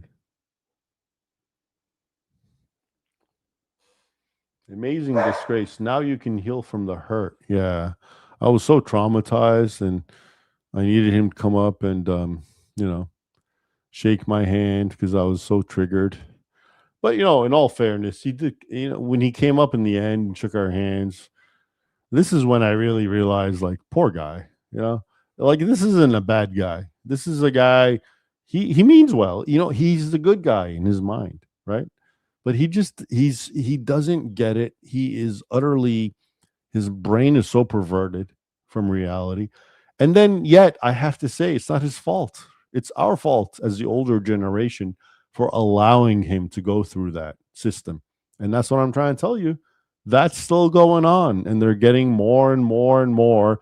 But you're talking about what Fox News wants you to yell about tomorrow, right? You're not talking about this deeper truth, which is really what's destroying this country and destroying civilization in general, right? That's not something you want to talk about. You want to talk about what Fox News is going to say, how some liberal Democrat said this, and oh my God, right? Have at it, my friend. Enjoy. Enjoy and get ready for the final takeover. There he goes again, being done for.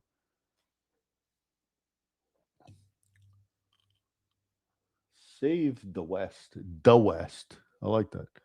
Male feminist is hurting because his husband was targeted by ICE and only shook hands because he needs the work. That kind of makes sense. Honestly, until he said the word wife, I was like convinced I'm dealing with a homosexual. You know, he talks about, oh, I have someone who got hurt, a migrant. He's a friend of mine. I always thought that was like his husband. So when he said wife, that kind of threw me off. But hey, who am I to judge? Who am I to assume? I don't know. But it's in the voice, isn't it? And that dude was triggered. I mean, he was like shaking. He was pissed and whatever. Panic diver. Hey, thanks. Dawn girl. Hey, thanks for the memberships for 5 people. I appreciate that. Cool.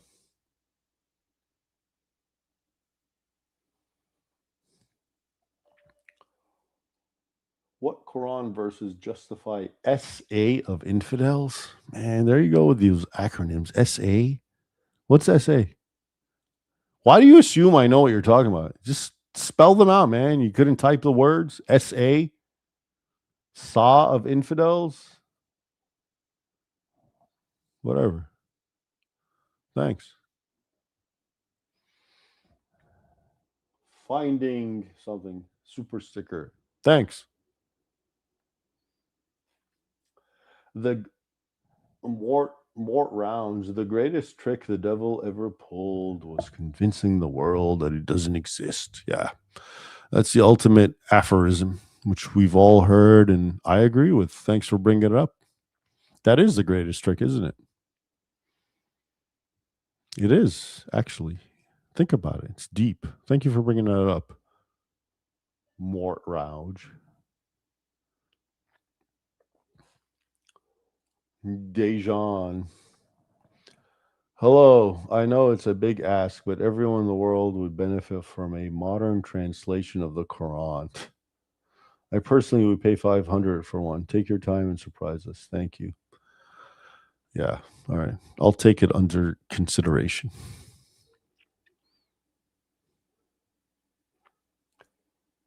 Dawn Girl. Thanks for the memberships. Oscar. I've been listening to a Napoleon podcast, but on episode 40 on Spotify, they had an interview about how what's N? Invaded Egypt, Napoleon, and how Islam played no role in the conquest and how Mamluks were bad Muslims. Okay. So you watched Bull, was what you're telling me. You watched a typical podcast about garbage that lied to you. Yeah, that's what that sounds like to me. So move on. How N invaded Egypt and how Islam played no role in the conquest. Yeah, okay. And how Mamluks were bad Muslims. What does that tell you right there? Don't you see a pattern? We're trying so hard. Yeah, we recognize something bad happened, but let's distance Islam from it. No, the Mamluks actually prided themselves on being good Muslims, beginning with Baybars.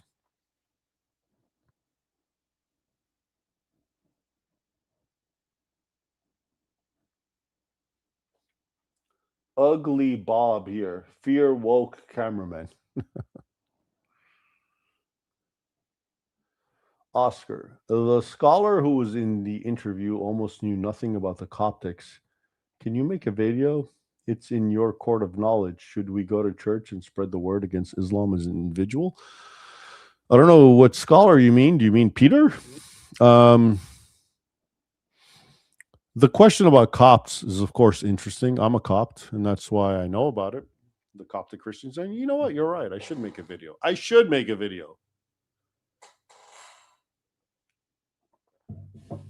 I'm not very tribalistic in that sense. I'm very ecumenical when it comes to my faith. But I do think I should talk a little bit about the Copts' role in history, especially vis-a-vis Islam. So I'll put it on my long list of things. All right. But thank you. That's a good point.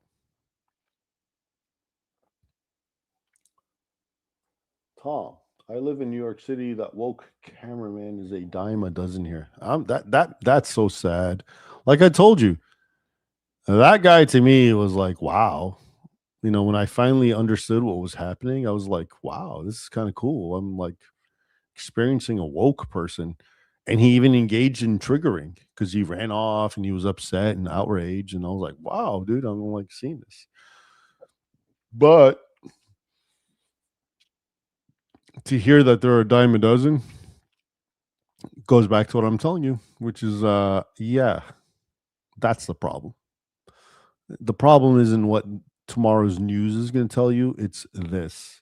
It's that as you are distracted and thinking about stuff that does not in any way, shape, or form matter, they're making ground because they're going in people's heads and they're changing how they think.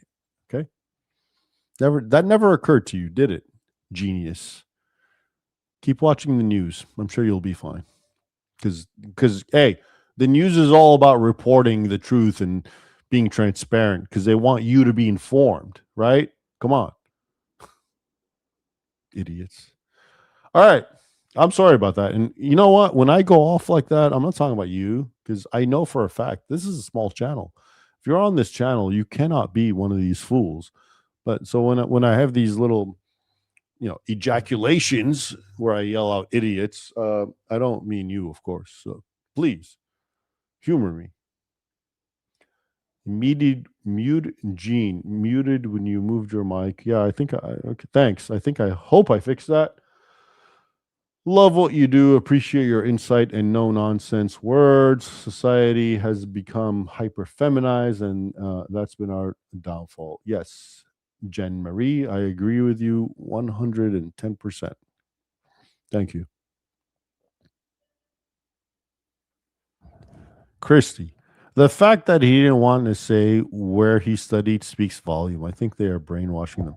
Well, that was interesting. When I asked him where he graduated, did you see how he responded? He was all upset, like I asked him some extremely personal question. And even Peter was like, well, here's where I was, I don't know why he got so upset about that. Like it was some weird, I'm trying to catch him in something. But I assume he was this was LA, so whatever college, if any, he went to, I'm sure it was an LA college, which is all we need to know. Hermetic.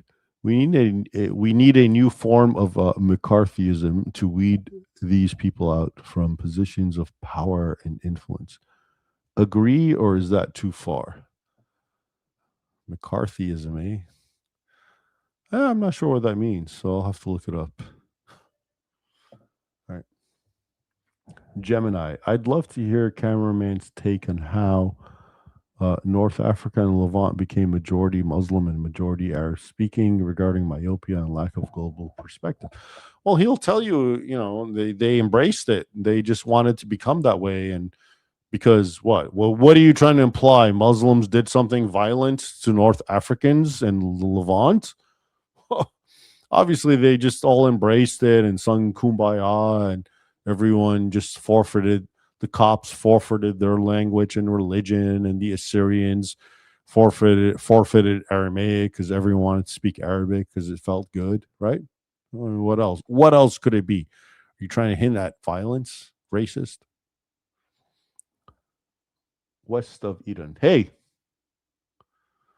I never knew. I see these numbers 99.99. Is that US dollars? Because I always assume when I see something big, it's like not US dollars. But if that is, and to everyone, thank you. I appreciate these super chats, as they're called, whether they're big or small.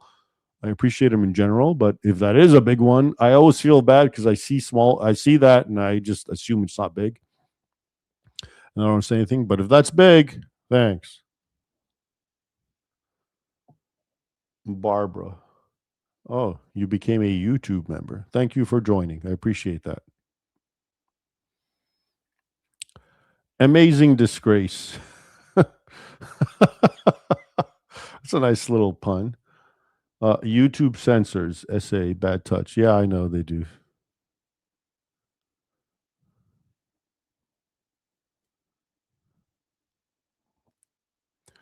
Oscar, podcast name, Age of Napoleon, episode 40. The guy also said that Coptics were not native to the land. As someone who wants to help the Holy War, thank you. Yeah. All I got from that is that someone said Coptics are not native to the land. Okay, well, he lied to you. The word Coptic means, okay, Greek was the ancient language, the lingua franca, if you will, right? And everything we know about Egypt in the olden days was from Greek. So the English word Egypt comes from the Greek word Egypt. Egypt became Egypt. When the Muslims and the Arabs entered Egypt, they encountered the word Egypt and they called it Gipt. And guess what Gipt became? Gipt, Copt. So it's the same etymology, and that's all you need to know. The Copts are Egyptians. It's the same exact word. It just so happens that the Copts happen to be Christians, which, of course, makes sense because if you know anything about history, of course, the Copts and everyone in the Middle East were Christian, more so than in Europe. But they got conquered. We're not supposed to talk about that part.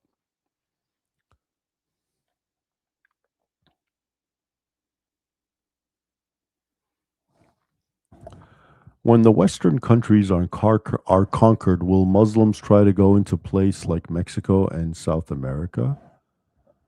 When the Western countries are conquered, yeah, of course. Why would they not?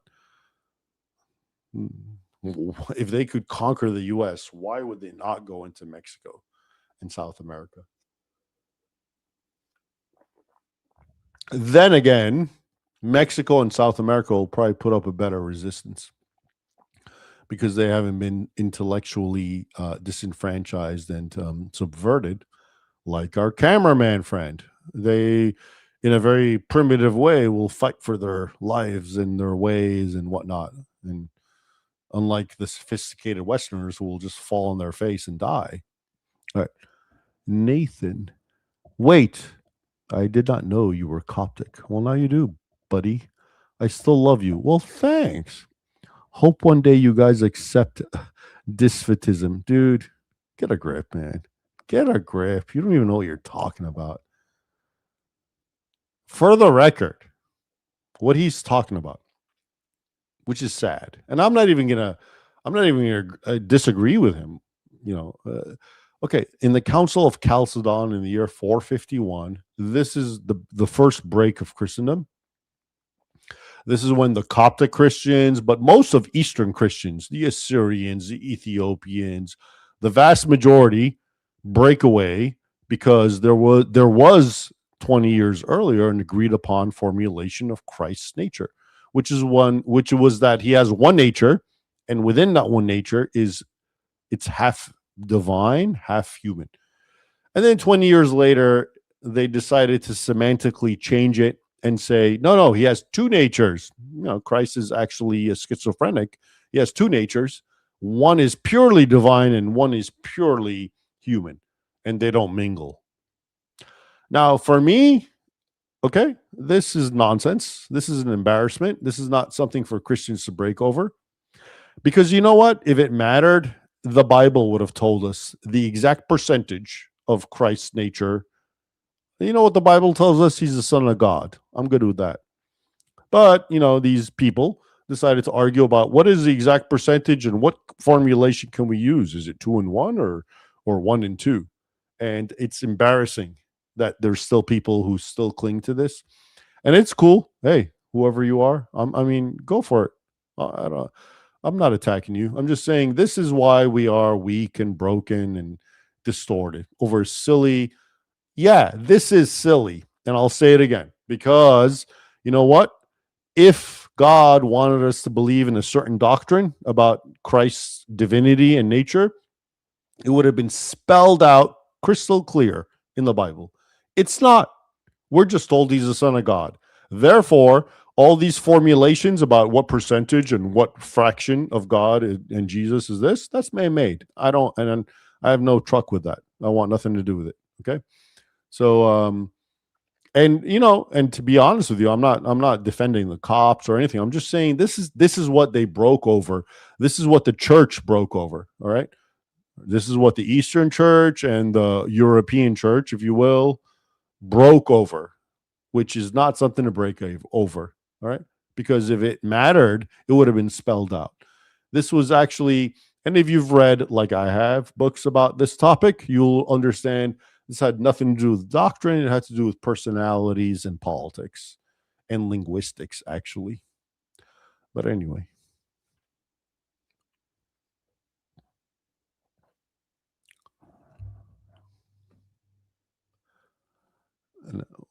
Oh, we already saw that one. Okay.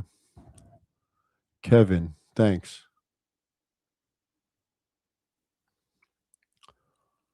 Jesus is God. Okay, good. I agree.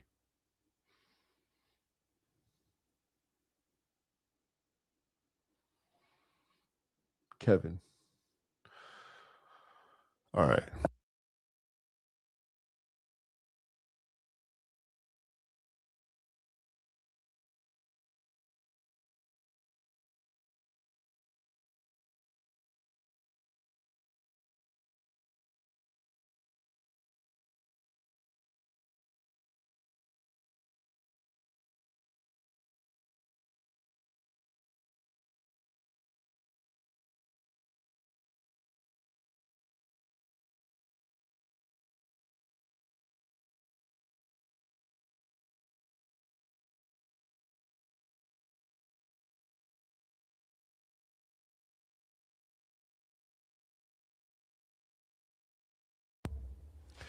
So the final point here, because I keep, I think I muted. I keep touching this thing.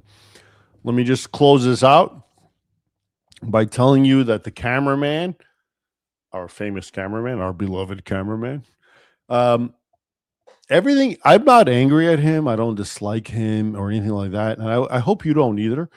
But what the whole reason of this video, okay, isn't to attack him and say, oh, look, he's stupid. Then I would be like Fox News. Okay. I would be like, oh, here's something to make fun of. Look how dumb they are. We're smart. That's not what I'm trying to do. What I'm trying to do is, of course,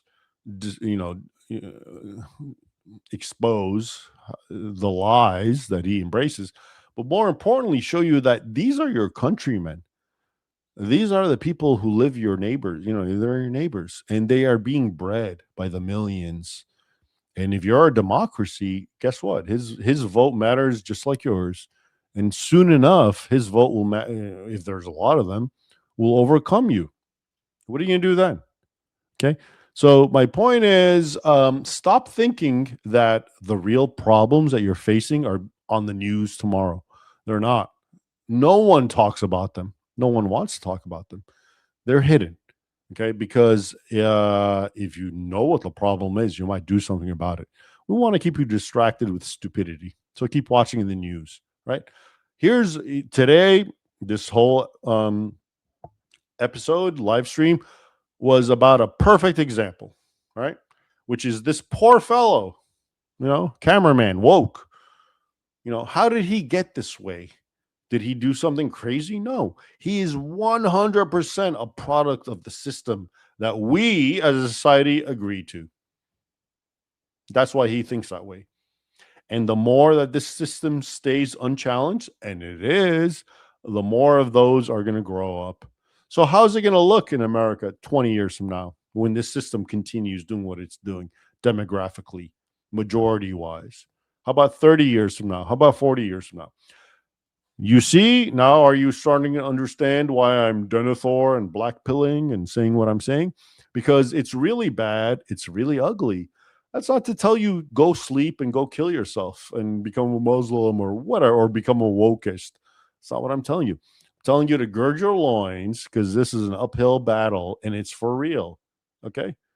And this isn't a joke. And if you're putting your eggs in one simple basket, oh, this politicians will take care of me. Okay. Waste your time for 5 years and then be disappointed and then find out, oh, 5 years more of damage have occurred. And I've been pushed back 5 years more. Okay. This is what I'm trying to tell you. So I believe I've ranted and raved for quite a long time now. And I appreciate your tolerating this. Look at it. It's so dark. But all right. Thank you. I will see you again. Thank you for joining me. Thank you for the super chats and the questions and the live chats, which I'll be checking out again. And everyone, by all means, feel free to add more comments because I will be looking at this and trying to get to the bottom of what we're talking about. But until then, until next time, farewell.